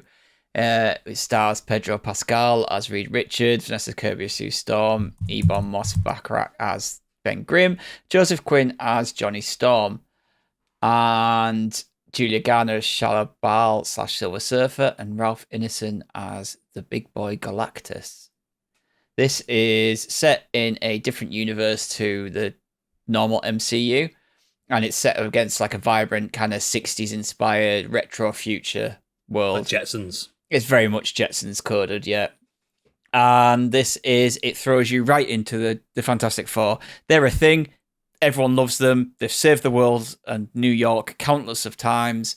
You get a montage at the beginning which goes through what happened to them, how they became who they are. It's like a TV show, and it's like, here's a little intro package to, you know, how the Fantastic Four came about, and they fought the likes of this person, they fought the likes of that person, and there's you, Oodles, and Biggie, you will look at that and you're like, fuck me, they've thrown in like these proper random like bad guys and you know, arch nemesis of the Fantastic Four they fought this person and that person with their like genetic apes and stuff like that. It's just Yeah. yeah. It's really, really good. And then it kind of shit hits the fan. Silver Surfer turns up and says, "Your world is marked for death. So the Fantastic Four, obviously. Rejoice! I am the Herald of Galactus. Yep. They have to Your do planet has something been about chosen. it. All while having to deal with the fact that Sue Storm is pregnant, which, Oodles, you know what that means. I do know who turns up. Yes. Yep. So they have basically, this is a very self-contained film. You could watch this outside of the MCU and you need to know nothing. It does not connect to the MCU one bit. It is its own little style. It's almost like this is the reset that Kevin Feige was talking about.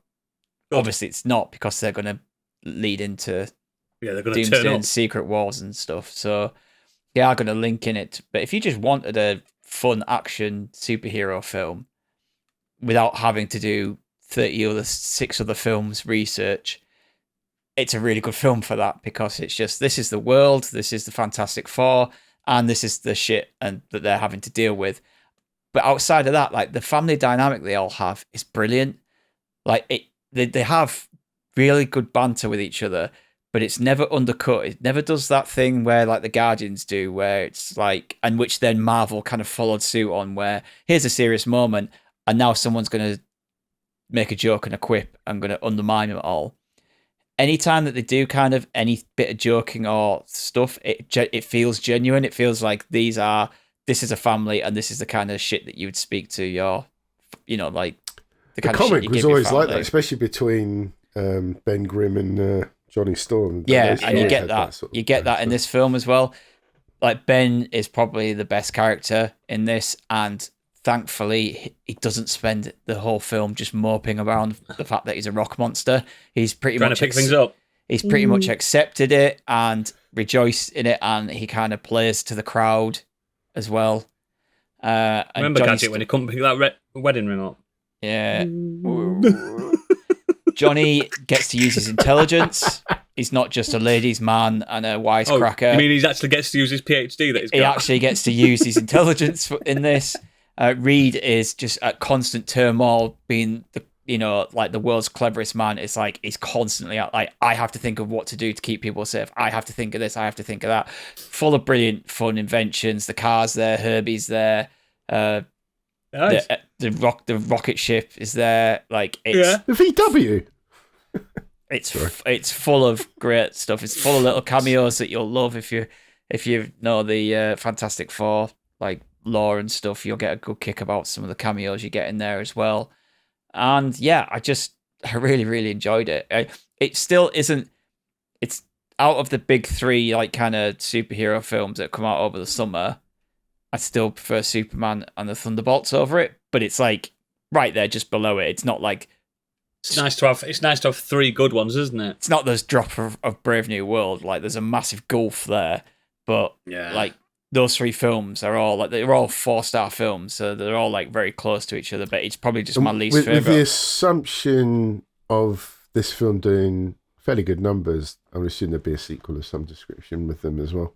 Yeah, and my confirmed only they're in other films. disappointment is, I think they should have done this sooner and got a second film out there before Doomsday, because Doomsday involves Doctor Doom, and it's like, could we have had something a bit? Could we have had this film and then a second Fantastic Something Four, else. which introduces Doctor Doom as a, even though if it's not a character, it's an impending thing. He's there. They know about him. He's in that world. I think this is the start of a bit of a course correction for the MCU, because I was discussing this with Kate about how there are some really good films in the last few phases, but it's few and far between, and it's all muddled. There's too much going on, and there's a lot of films in there that they didn't need to do. We didn't really need the third Ant-Man film. We didn't need Thor: Love and Thunder, not just because of the quality of the films in general. I just think we needed didn't need them. We didn't need them at the time. They should have focused on, let's get a Fantastic Four film out. Let's get another one. Let's get another Shang-Chi film out. Let's build these characters up leading into the next Avengers film. Lot. Yeah, which is not what they've done. And I think that's been a misstep. And I think this is kind of like the start of it. Like, the fact that next year we were only getting Spider-Man and Doomsday. We're not getting anything else now. I mean, like, they are slowing down, and I think they have realised that we didn't need to just churn these films out. Yeah, it was quantity over quality, wasn't it? Yeah, exactly. And like the Thunderbolts was good. That was good because that's introduced this, the new Avenger kind of thing. There's Brave New World, regardless of the quality of it, at least it's kind of setting up Sam and his side and his team and trying to bring the Avengers back together there. And so there is, the last 3 films are all kind of building towards something which is good. But like I said, that you do not need to do your homework for this film. You can just go and enjoy it. Galactus is great. Absolutely wonderfully realised. Ralph Ineson's voice for Galactus is amazing. He goes down and go, hey up. Even if you thought this was possible, he goes deeper than his normal voice. Wow. Yeah. Gaddy. Oh. Come to eat your That's bloody putting the world. bass up to 11, isn't it, when he speaks? Yeah. Should I not take Pip to see that at IMAX then? she might IMAX all over the Apparently floor. his voice booms like quite well in IMAX. Kinda like that. There'd be a nice rumble in the chair. Oh Yeah, there's Perfect. a couple of moments, like I would say, like some of the CGI at times is a bit ropey, especially around Reed Richards, because I really think that's stretching Powers hard to do without looking a bit Right, looking goofy. stupid. Ben looks really good. Johnny looks really good. I think Sue is. I've seen some people say that she gets kind of reduced to a mum, just like, trying to protect a child, which is fine. But she does show that, like, towards the start of the film, she does show that she's like the diplomat of the group, and she gets the biggest fuck yeah moment of the film. So she's not just reduced to just being a mum. Wasn't she like that in the comics as well, though? She was like a member of the group, and then when she became pregnant, she became like the protective mother in the story as well, because that's just a natural She thing certainly to do has a anyway. lot more to do than Jessica Alba's version does. Jessica and Alba was just there to look nice. Yeah, and she does Worked. she does use her powers like really well. They make use of her powers really well in this. The baby, because I'm going to spoil it a little bit here, because they do have Ben holding the baby at times. They can't have him holding a real baby. It's a CGI baby, and it is very off-putting. Mm. Worse than Twilight? Not worse than Twilight. No, nothing worse than that. But it is very obvious that that's a CG baby, and then at other times it's a real baby. So it's like, But if you know where that baby's leading, that's why I think we should have had 2 films. We should have had this. We should have a second one which shows the baby starting to grow up and realize its powers, introducing Doom, and then leading to Doomsday. Stick around for the mid-credit scene. Don't stick around for the end-credit scene. But yeah, Fantastic Four, really good. Go see it.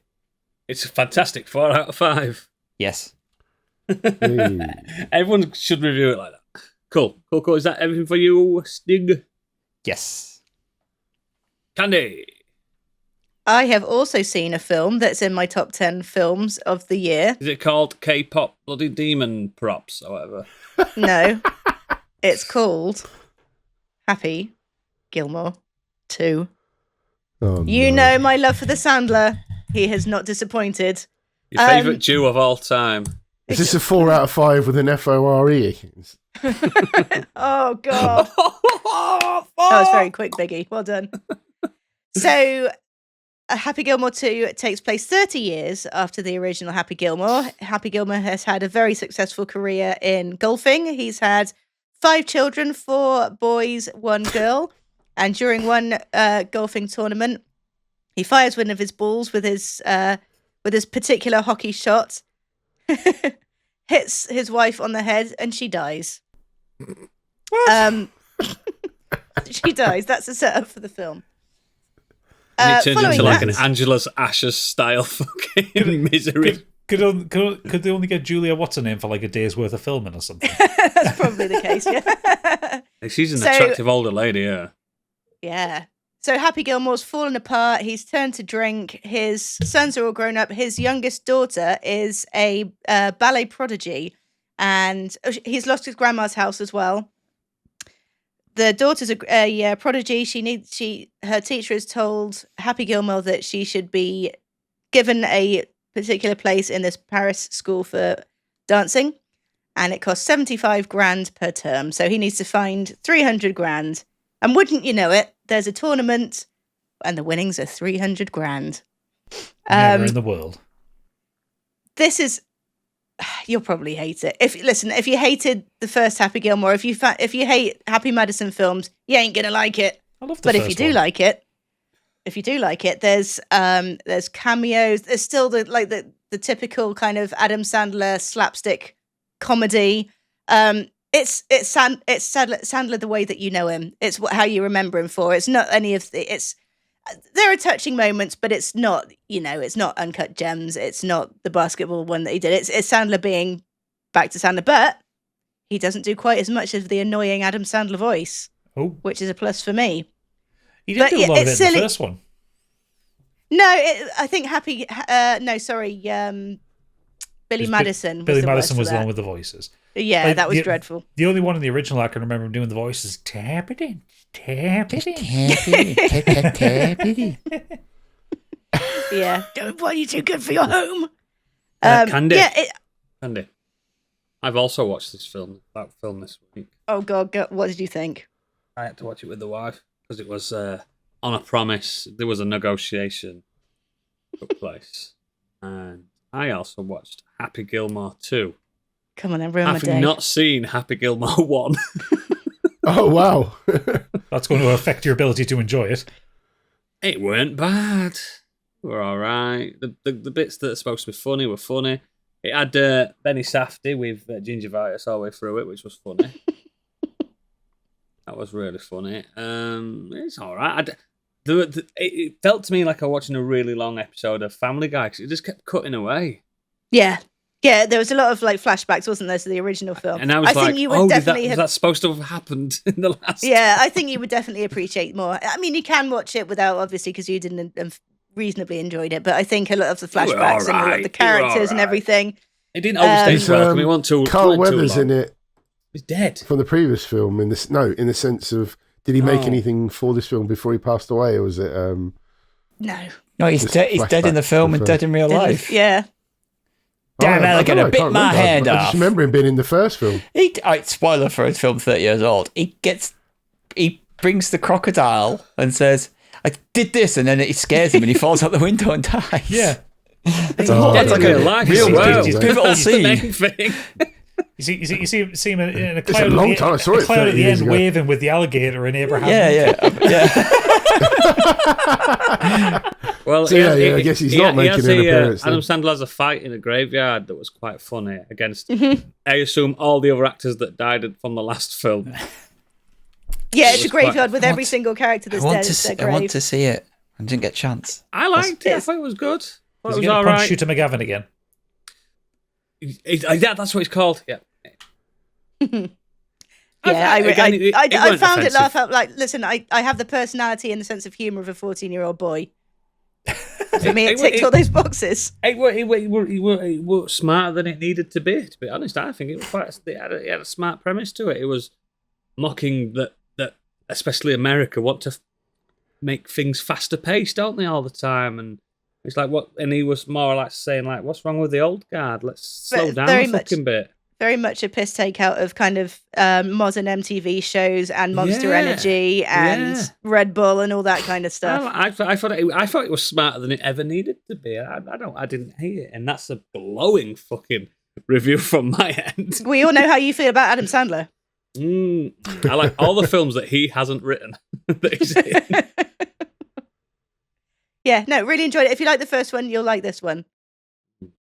Cool. I may as well carry on then. I don't know if Stig talked about it, but I watched it this week. I watched Anora. I haven't watched it yet. Oh, so it won. It's starring what's she called?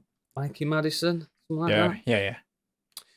The girl that got killed by Brad Pitt in Once Upon a Time in Hollywood, or something along those lines. One of them, I think. One of them. I think you threw a fucking tin of dog food at her face. I fucking love that. Such a good scene. Anyway, and she won an Oscar for this, I believe, didn't she? Yep. Now the film, if you don't know what the film is, it's about a what's the politically correct term? A sex worker that's not a prostitute.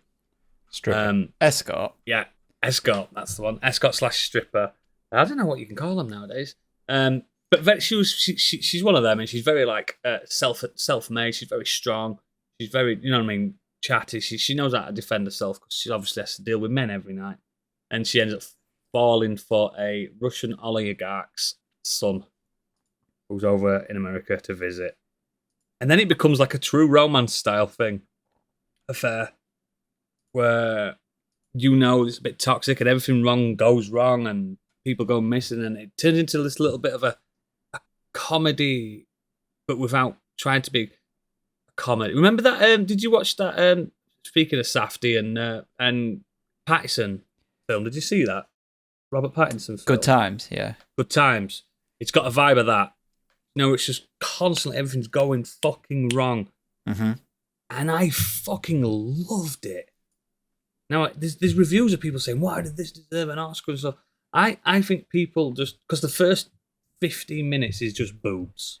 People That's say that not about why I'm every Oscar film. It's not why I'm giving it a really good score, because there's just boobs everywhere. Like, there's just titties everywhere, man. Like, non-stop. You cannot watch this film in your living room. He was just literally like 5 out of 5. Like non-stop. Like, no one wears clothes in this film. It's fucking wild. But other than that, like, everything about it seems like the dialogue's so fucking great. And I think, I love a talking. There's a lot of just people talking. While the worst thing that could possibly happen to these people at that time's happening, I think it's fucking brilliant. And it's going to people are going to watch it and go, this is shit.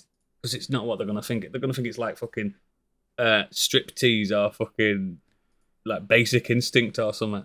No. It's certainly not. It's so fucking good. I urge people to watch, but again, not like downstairs in the living room if you've got kids. Not Christmas Day. Or with your gran. Or with your gran. Do not watch me. Gosh, mate. Some of these sex scenes in it look like they're actually having sex. Scared me a bit. Like, I'm watching on my laptop, I'm like, should I be watching? Should I be watching it? It's just phenomenal. Yeah, it's absolutely brilliant. That's the main thing I've done this week, other than just something else that I'm not ready to announce yet. But yeah, that's me. So let's go to Biggie. Well, no, I'm not going to talk about it. I'm going to talk about it for 2 seconds. Yes, I'm still playing Division 2. I know. I should be playing Clear Obscure. Tell me about the Division. I know. I should be playing other stuff. What's this game? But this game, oh, it's got me. I didn't listen to last time's episode. Did you talk about it then? I shouldn't be playing, but I'm playing it. The reward loot system has just got me all over again. It's crazy. He's playing like a 5-year-old game on a fucking last year's console.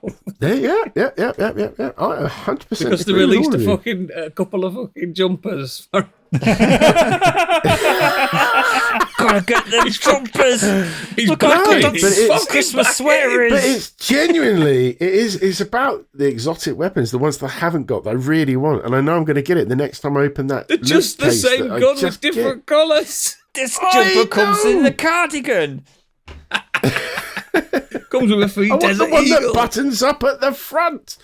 But it's I don't know. It's got its hooks into me. So yeah, the only other thing I've done is I've been watching Monsters, the Lyle and Erik Menendez story, which is on Netflix. I think it came out last year. Fun watch that one. The fun watch, I bet. Yeah. Okay, there, light the So it's basically the second season in the American biographical crime drama anthology series. I can't Did watch you this know? Shit. It scares me. There's going to be a third season entitled The Original Monster, which is currently in production, which stars your favourite Charlie Hunnam. Charlie Hunnam as murderer and grave robber Ed Gein. Ed Gein. But anyway. Leatherface. But anyway, it's. I'm not going to go too much into it because I can't even remember if any of you guys covered it when this came out originally. But it's not that. I don't think it's probably quality. I just can't watch this stuff. It fucking scares the living shit out of me. The serial, and that's why it's interesting. I think it's important this stuff gets covered because it should not be censored in any way. It should be fucking spoken about. But it just frightens me out. What I like about this because it's a different tone to Dharma, because if you have seen Dharma, then I can watch it. It made me sick.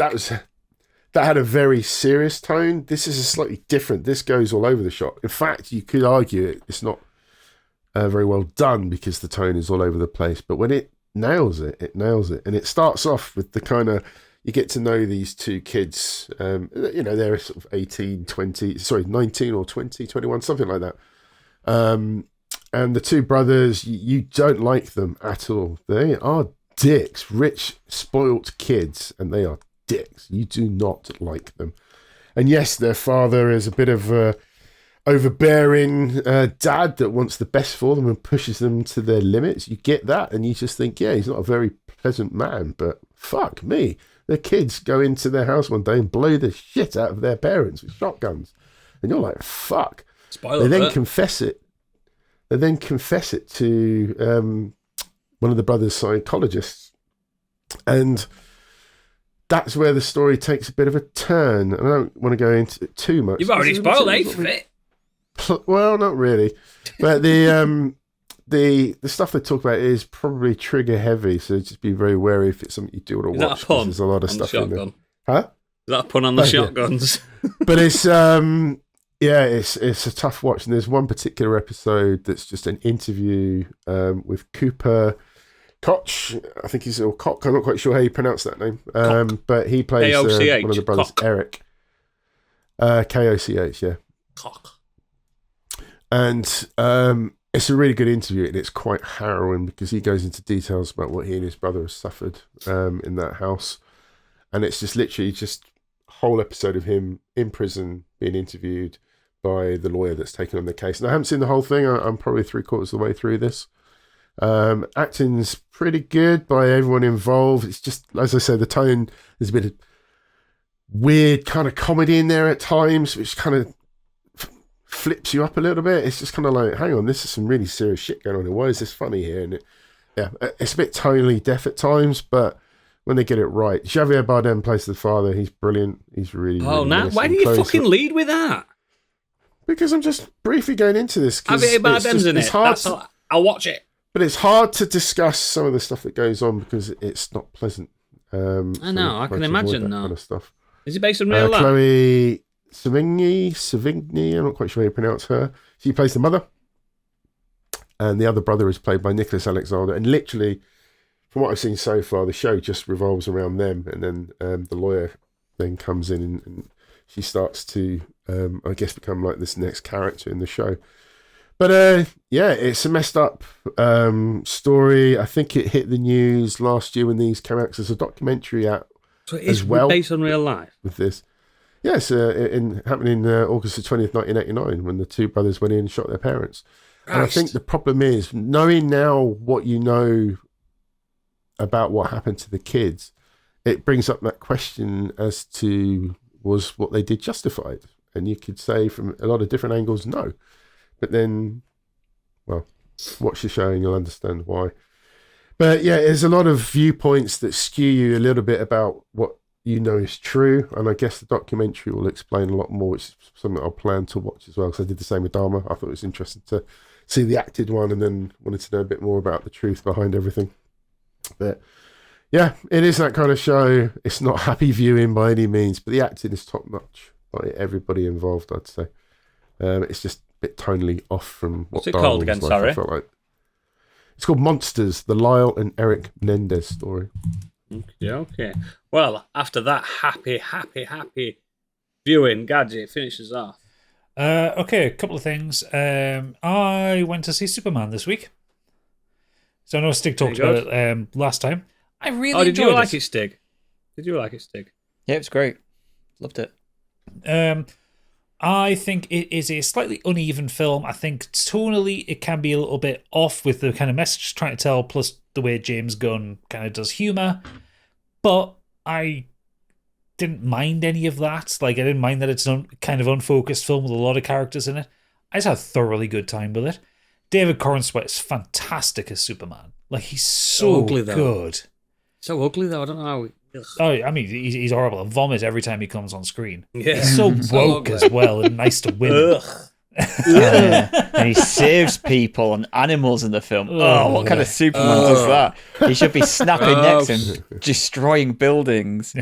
Yeah. No, I really like David Cornsweet. I like I had been unsure about Rachel Brosnahan as Brosnan. Lois Lane. Brosnan. I can never get her name right. She's so ugly though. Again, so ugly, but no, she works really well as Lois Lane. Fucking Nicholas Hoult. He steals the show as Lex Luthor. Ugly though. I mean, he does There's not just suit being beautiful bald. people in this. He doesn't suit being bald. But he's still fucking handsome. I don't think as all any of hell. us do, Gadget, to be fair. I do. But yeah, I really like it. The action scenes are great. The vibe of the film is good. It's bright and colourful. I really liked some of the side characters. I really liked how they did Mr. Terrific. Like Stig pointed out that they managed to make him having a massive T on his face work. Ugly though. His action scene with the fucking soundtrack of Noah and the Whale is hysterical. It's just fucking brilliant. There is a lot going on in the film. And I think the parts away from Superman don't work as well for me. But I like the kind of the proto Justice League where it's like the kind of the corporate owned entity that is the Justice Gang, and it's Guy Gardner being a bit of a dickhead, believing he's the leader. And played by Nathan Fillion expertly because he's good at playing an arrogant dickhead. I wish there'd been a bit more with Hawk Girl. I think one because Isabella Merkers is so ugly. Yeah. So ugly.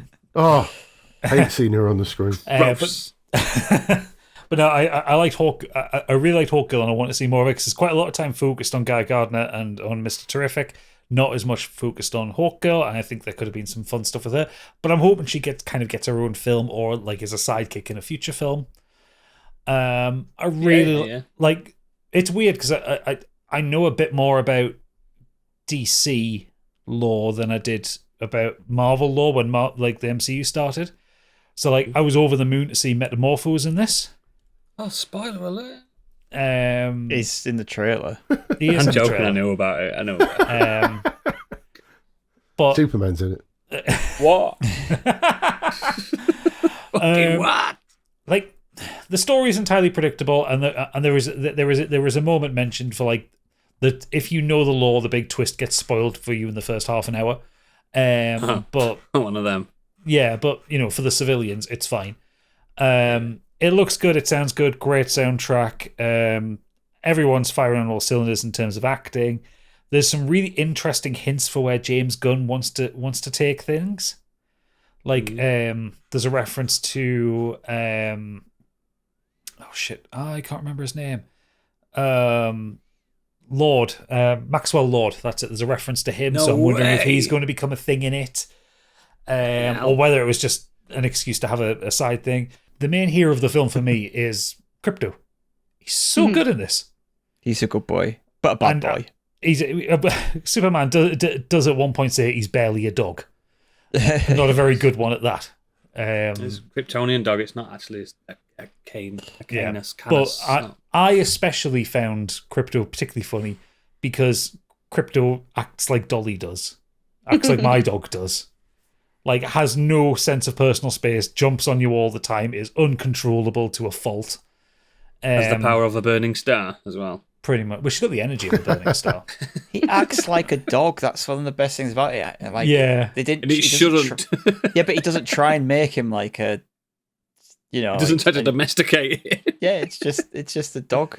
Well, like you get this, and it was kind of shown in the trailer. You get this kind of opening scene where, because as Sticker said, like it starts in media res, so like Superman's lost his first fight, and kind of crashes down in Antarctica, and he whistles to get Crypto to come like help him, and so you see kind of Crypto run up to him, and then he's like stands staring at Superman for a second, and then just fucking jumps on him, and just fucking jumps on him over and over again. He's like, "Crypto, help!" and it's like bouncing off the fucking, and they're trying to get him to play. It's so fucking funny. I really, really enjoyed it. Like I say, I don't think it's a perfect film. I think there's a lot you can criticize about it, but the overall vibe of the film is just fun. It's a little bit in like, it's I think it's a thing with just James Gunn films. Like, I don't necessarily think James Gunn makes the most perfect films, either kind of narratively or editingly or like kind of like mechanically constructed films, but he makes them with such a fun vibe to them that you just enjoy it all the way through. What's the performance of David compared to, like, obviously Christopher Reeves will always be the one that everyone will be compared against? I think he's taken a lot of notes from Christopher Reeve. There are some moments where he kind of feels that, but he's also playing a much younger Superman. He's playing Superman and Clark Kent at about 25 years old, 25, 26. So, like, he's established, he's on the scene. Like, there's no origin story to this. Yeah. But he is... and he's not necessarily that confident as a reporter, and he's making mistakes as Superman, kind of. But and he's having to do it in like a modern world as well, which is you can't really compare that to Reeves, where like if there's any criticism of him, it's like it may be in a newspaper article or a TV, whereas now it's 24/7 news. Yeah, I do like Stig mentioned, I do like James Gunn's little stab at the trolls. I thought that was very funny. Yes. That made me laugh out loud. But yes, anyway, I'm not going to go too much into Superman because we talked about it 2 weeks ago. Superman is great though. It's not. I think most people should enjoy it. I don't think there's anything particularly to dislike about the film. You can pick things apart about it, but overall it's the vibe. It's really, really good. Just felt like Superman to me. That's like the character just felt that's There's nothing wrong with that. No. I think it's actually I think the last thing I'll say on it as well, it works well because it doesn't show, and again Stig said this, it doesn't show Superman as a godlike being. Like it literally starts with him being defeated. And not with the case of someone finding a box of kryptonite in the back of the cupboard. Yes. He starts defeated and he has to build himself back up again. And unlike Henry Cavill's Superman, Henry Cavill looked the part and he played it well, but he was so overpowered for that universe that he was put in. He just farms aura through most of that film. Yeah. Stuff happens and he just puts his arms out. He's like, it's like, I'm Superman, look at me. He did murder someone on his first film, though. Not very cool. So anyway, main thing I've been doing... That's not the main one. Well, no, because Stig's already kind of covered it. I didn't want to go too much into detail on it. I don't know if Stig covered this one because I had to step off the podcast for a minute there. But I didn't because you've got further and you're also more ingrained in these things than I am. Fair enough. Fantastic. Well, Stig was a really, really nice friend. Nice boy, Stig. We're all big fans of Stig this week because he got a code and gave me the second code that came with it for Wuchang Fallen Feathers. And I've just realised in a Geordie accent, Wuchang sounds great. The first time I've said it out loud. This is a 2025 Souls. What was the name of the game? Wuchang. I'd sample that. Taste the pain. It's called Wuchang. Sound underneath it. It's a 2025 Souls-like action role-playing game developed by a Chinese studio, Linzi, published by 505 Games. You play the role of Bai Wuchang, a female pirate embarking on a journey through the war-torn and plague-stricken lands of Shu during the late Ming Dynasty. This is Chinese Souls, basically. It's kind of hard to describe. I did a whole video on this, and I'm finding it difficult to describe. It takes the Souls-like concept and kind of builds on it. You are playing a singular character. It's the standard. You have limited health, limited stamina. You have to manage them all. You carry 2 weapons. Enemies hit you fucking hard. You've got a dodge mechanic. You've got a block mechanic. You've got magic you can cast. And you have to go up against a fucking host of horrible, massive enemies. Fuck that shit. And I think it's fucking brilliant. It is an absolutely beautiful game. It's built in Unreal 5. It looks gorgeous. The gameplay is tremendous. It was so much fun to play. Wuchang herself is very responsive. The Oodles, you'll enjoy this. The kind of movement and dodging mechanic is very much like Bloodborne, in that you're not rolling to the side to like iframe through things, and the iframes are actually a mechanic that it builds, because it's called shimmer in this game, where when you dodge at exactly the right moment, you shimmer through the attack, and it builds your magic ability. So you get your mana back by dodging attacks. Well, Cool. It's got a skill tree that is completely refundable. So if you fuck up your build, you can just go back to the start and rebuild again. So if you suddenly find a badass weapon halfway through the game and you're like, I want to use this instead of the sword I've been using, you can just rebuild all the way for that weapon. I like that because I just built up the original sword and I got a better spear. I was like, so I just took it off and plowed it into the spear. Yeah.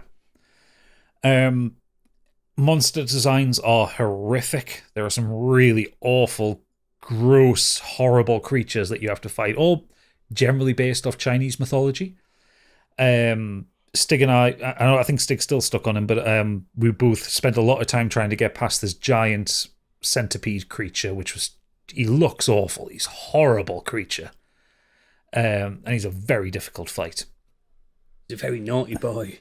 I managed to do the first two bosses at least by myself.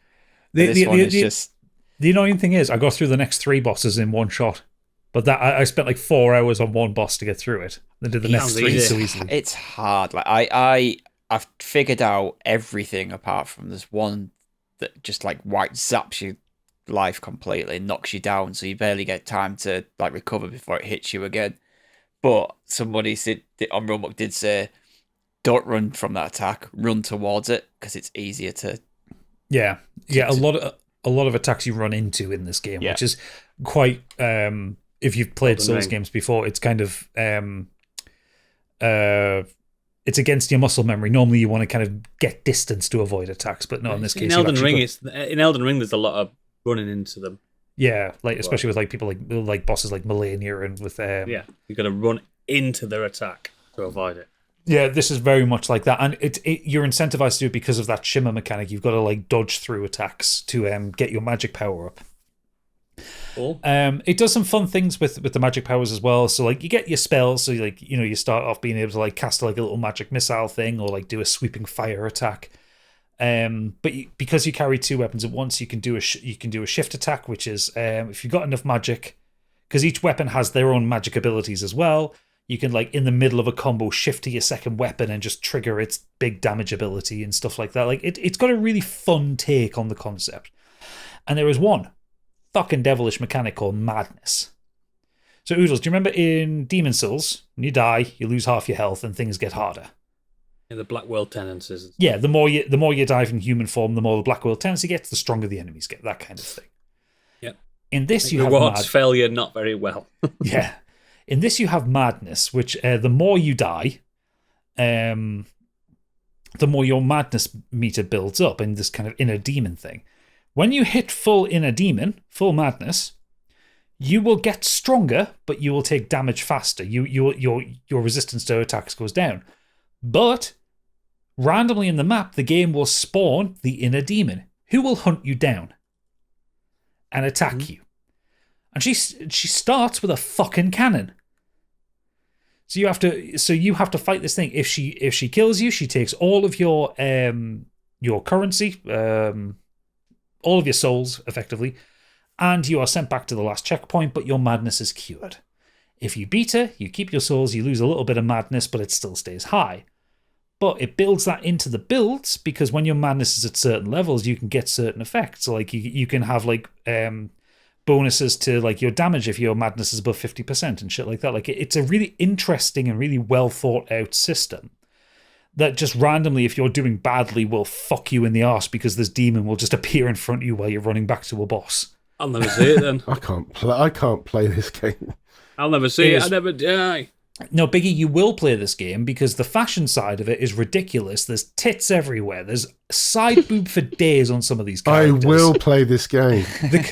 Bear in mind, this is set during the Ming Dynasty. The current armor set that I've got for Wuchang at the minute is a kind of pirate armor, which includes skin-tight leather pants and 6-inch platform heels. It's currently the best armor set I have. I'm not putting it on for the look, but there are some fucking ridiculous Biggie outfits likes his Asian women and all. It's really good. It's I'm not going to say it's the best Souls-like that's ever been made. It's like it's not going to bother Lies of P as like kind of a Souls imitator, but it's really good, and especially considering it's the studio's first game as well. Like there's something to be said for it. I'm really enjoying it. Yeah, I don't understand the negative reviews seem to have come from performance issues on PC more than anything, which have been mostly fixed. There's been a couple of patches out, and if you do a driver update on Nvidia, it's working really well for me. That's dropped it down to so OpenCritic is like 75 out of 100. I think that's a bit unfair. Really. I would have put it in mid 80s, not least because it's giving me fuck all points on Fantasy Critic. But I played on Xbox Series X, and I haven't had any performance issues, and most of the Xbox reviews I've seen have been good. So it must have just been a PC thing. There was a few PlayStation reviewers had some issues, but I think it's just an Unreal 5 issue. It is, yeah. It's currently mostly negative on Steam, and it's all performance-related stuff. There's no one talking about the actual game itself, which is annoying. Yeah, which is disappointing because people see negative 75 out of 100, and they're like, "Oh, that's not worth playing." But I think it's worth playing. I mean, that's coming from me, who's not really a Souls fan. But yeah, I mean, it looks amazing, and it does have some nice mechanics. One thing Gadget hasn't mentioned, which we both agree on, though, is play in Chinese with subtitles. Do not play this with English language because everyone's got regional accents. Regional UK accents. Yeah. So, but the first guy you meet he's speaking in English, but with a Chinese accent. I said, okay, right, I can deal with that. If it's Chinese actors speaking English, that's fine. Yeah. At least they've got a Chinese accent. No, as soon as Wuchang talks, like Gadget says, she sounds like Lara Croft. Then the next guy you meet sounds like he's from Yorkshire, and you're like, okay, all right, yeah, no, this just takes me out of this world completely. I'm changing this to Chinese.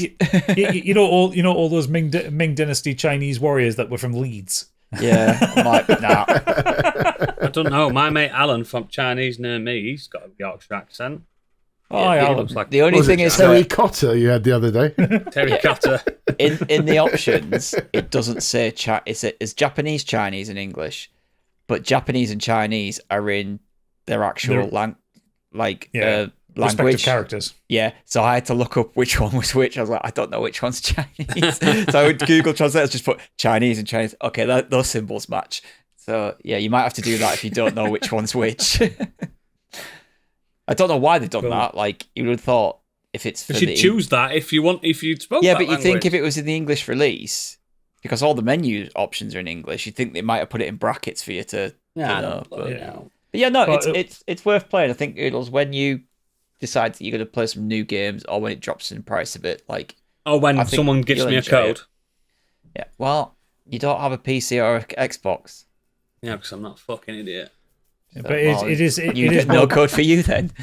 It is well worth it, and it is out on PS5, so you can buy it. Oodles. Yeah, it's out on everything. I'm not. It is well worth playing, and I'm really enjoying it. I'm going to see it through to the end and do a video on it. I think I'm fascinated enough by the story and by the lore of it. It's on Game Pass actually as well. So you see, Candy can play it. Not that she will, but I can. I'll watch you play it. Not, but I can. That's the beauty of life. You've got options. Just Google some of the art from it, though, Candy. It's an art boot game. Oh, yeah, you'll like the look of it. It is a beautiful looking game. It does look a little bit Sekiro. Me and Gadget both he sent a screenshot to me. He went, "This game is beautiful," and I sent him one back saying, "I've just taken the same screenshot of you. I took the same screenshot of you earlier on. Like it's like the exact same spot." Yeah, it's like that moment we all four of us had in Expedition 33. Yeah, you walk out and you see like the open vistas, and you're like, "That's a screenshot moment." And Death Stranding 2 as well. There's a moment that everyone takes a picture of. Yeah. Yeah, when he's in shower. So, oh yeah. yeah. Get on Wuchang if you like a Souls-like. Yeah, awesome. Speaking of Souls-likes, have we got any fucking feedback? Fucking. That's quite the segue, Oodles. Mate, we've been going on too long. Come on. Okay, Lee Davies says, "Oh, banana." Yes, that's right. I've been playing Donkey Kong Bonanza. I've rolled credits on it already, and I'm in the end game now. Such a wonderful game. The main gimmick in the game is that you can destroy the levels by punching the floor and walls, plus some other methods I won't mention. Fucking the floor. Yes, now we're talking. Like when that chimp puts that frog on its... No, that's not. Yeah, no. But, if you ever wonder why Donkey Kong Bonanza is a restricted 18, that's why. He's fucking everything. No, he's not. It's so much fun to play, I couldn't recommend it more highly. Between this and Mario Kart, the Switch 2 is off to a great start. I saw a screenshot someone took of the in-game, and apparently the lens flare is a bunch of bananas. Yeah, I've seen that. Oh, that's fucking fun. That's cool. What else would you expect from the people who made Mario Odyssey? Like, they had those kind of random just quality, details man. in it. Just quality. I've heard from people from another podcast and other people saying that unlike Mario Odyssey, where like the majority of the fun is post-game, when it opens up more, like they are getting more out of this game, like in the actual, like as they progress through it. Campaign story. Yeah, the actual campaign is like offering so much stuff, and there's a variety of ways to play it. You aren't locked down. Like I did see a clip of someone where it's like, what I have to do to complete this level is do a task that raises that bridge, but I could just do this, and he just rips the floor out and just throws it across the gap, and it sticks to the wall, and he just makes a bridge, and he just walks over it. It's like the game lets you do that, and it stays there. It doesn't. I like when you change to a new level, like you can go back to it, and it's still there. So I like a persistent sandbox like that. Yeah. Zenos has been on, and she said, this week I have unexpectedly inherited ownership of a farm in the charming hamlet of Pelican Town because I've been playing Stardew Valley for the first time with friends. I'm so sorry, Zenos. Your life is over now.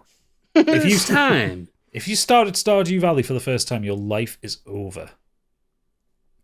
I think I spent a solid 2 weeks on that. And I didn't see sunlight. I lost months of it when I picked it up on my Switch, and then like someone gifted it to me on PC. I was just like, no. Yeah, it's one of those games that I can't play anymore. Like Football Manager, I'm not allowed to play those kind of games. No, we know you're not allowed to play Football Manager. Not allowed. Legal. I only found it quite recently that I had co-op, and as with a lot of games, that's been the main factor in finally pushing me to try it. I'm honestly enjoying this far more than I thought I would, though it helps that in between three of us can mostly split up and do what we need to do each day. I'm absolutely lousy at the fishing minigame, but Vex is some kind of fishing prodigy and has more or less taken over the beach and river to that end. Oh, so I see what she's done. So she's min-maxed and optimized this quiet sleeping country village. Don't need to do that on this game. She's going to turn it into Satisfactory. You don't need to. It's just a fucking game where you give gifts to people and grow turnips. It's so cool just to play. We've come to the end of our first year and are starting spring of year 2 today. I don't exactly know how long we'll keep going, but right now we've got no intentions of slowing down. The farm's looking great. The community centre is almost done upgrading. We were missing a red cabbage for one of the last bundles in there because we didn't get a seed for it early enough in fall. We've only just gotten access to the greenhouse to finally be able to grow plants out of season. Also, 2 of us are married. Vex managed to accidentally give me a crush on Abigail at the start of the first year, which ended up with the wedding on the first day of winter. And my other friend has just married Leah towards the end of the year. I think Vex is planning to invite a shadow monster that lives in the sewer to be her roommate. Long story. Yeah, that sounds like Stardew Valley. Mm-hmm. I don't know what to say. I've never touched it. I look at it all the time. Don't, Biggie, don't touch it. I look at it all the time and think, maybe I should. Nope, don't bother. It's one of the best games you should never. It's one of the best games you should never play. That's it. It's one of the best games you should never. It's like starting to play like Factorio or RimWorld. Just don't. Yeah, or like Dwarf Fortress. Yeah, like don't fucking don't. bother. They take over your life. Don't bother. Don't bother. Never touch it. That's the PSA of the week. Don't start playing Stardew Valley. Last up, and just in honor of the fact that I've continued to play Death Stranding this week, Beach Thing Boy Angry Kurt says, "Hi Emmy crew. This past week I finished and got all the achievements in Old School Rally, which is my current game of the year.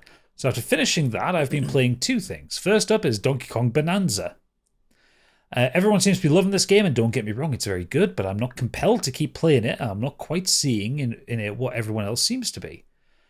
I think when it comes to platformers, I prefer more linear level design to open design, which is why I preferred Mario Galaxy 1 and 2 and 3D World to Mario Odyssey. Blasphemy. Although Mario Galaxy 1 and 2 are very good games. I shall keep playing it, though. I have also just started Warhammer Space Marine 2. I'm only 3 hours in, enjoying it. It just feels fun to play, although I've had my expectations in check, because I fully expected to get repetitive after what Stig said. I think me and Stig got to the same point in the game. We kind of stopped playing. I didn't stop playing. I just saw it through and thought, nah. I think I stopped playing at about the same point that you kind of met out of it. Yeah. Plus something else came out. Film-wise, I continue in my endeavour to catch up on old classic action films by watching Con Air. I really enjoyed it and can see why it's so beloved. Cyrus the Virus. How do I live without you? TV-wise, I finished the excellent Poker Face Season 2, which I implore any fan of Knives Out and Glass Onion to watch. And reading-wise, I'm just carrying on with Project Hail Mary, which I already know is going to be my favourite sci-fi book. Mm-hmm. The science in it is really cool and mostly well explained, so I can get my head around it, though still the odd thing I can't wrap my head around. Seriously, Kurt, you got to get on the audiobook. Yeah, I was going to say it's that, isn't it? I know what bit it is. Yeah, there's some weird bits in that book. Enjoying it. Also, actually, when we were seeing Superman, Pip saw the Project Hail Mary trailer for the first time, and she was like, I'd like to see that, before I turned around and says, this is my favourite book of the last 10 years. So the trailer's obviously doing the work. But yeah, that's our feedback. Fantastic. As always, links to all our extracurricular activities are in our show notes. And please just become a patron or something. What I usually say, I'm so tired tonight. Yeah, it's only £5 a month. Like, you could get... VAT. Yeah, and for a family of 4, that's only £20 a month. Yeah. And this is a family Absolutely. show. It is. It really like, is. Biggie never says anything racist, and Candy never says cunt. And very, very soon, in the coming weeks, we'll be starting our next movie patron journey, won't we, Stig? We'll be running into it headlong. Fucking, it's gonna be fucking with wonky lit. teeth. With Cruise control. There's definitely going to be cruise control on that. But yeah, that's starting soon. It's just a good time to jump on. You know, like treat yourself. I mean, you could buy 1 month now, and then you've got like fucking 4 years worth of content to work through. Oh yeah, there's some hidden lore in there that people just never know. Yeah. You know what I mean? Yeah. There's a full story of how Biggie became bald that we can't reveal unless you pay for us. Wait till you find out Podcast Pete. Oh, Pete. Yeah. So many people was don't so know sad. Pete. It'll come We out. barely Right. knew you. It'll come out. Yeah, one day. But yeah, I'll tell you what's going to come out now. A little trip down Candyland. Been a while.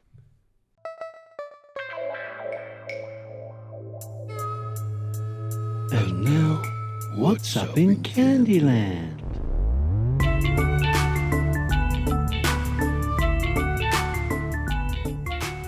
I actually have a Smash That Glass special today rather than a Candyland. Oh my god. I want to wish a happy birthday to this incredibly talented bitch, whose name is Anna Lapwood. Thank you. Oh, She is a highly accomplished musician and media personality, but I she love her. studied multiple instruments, including the organ, harp, piano, violin, viola, and composition at the Junior Royal Academy of Music, eventually becoming the principal harpist of the National Youth Orchestra of Great Britain. In 2016, she became the director of music at Pembroke College, Cambridge, and she was the youngest person at the time to ever hold that position. She founded initiatives like the Pembroke College Girls Choir, the Cambridge Organ Experience for Girls, and the Barkathon, aimed at empowering girls in organ music.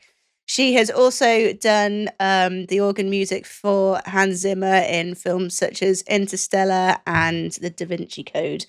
It's her birthday today. Happy 30 birthday. years old.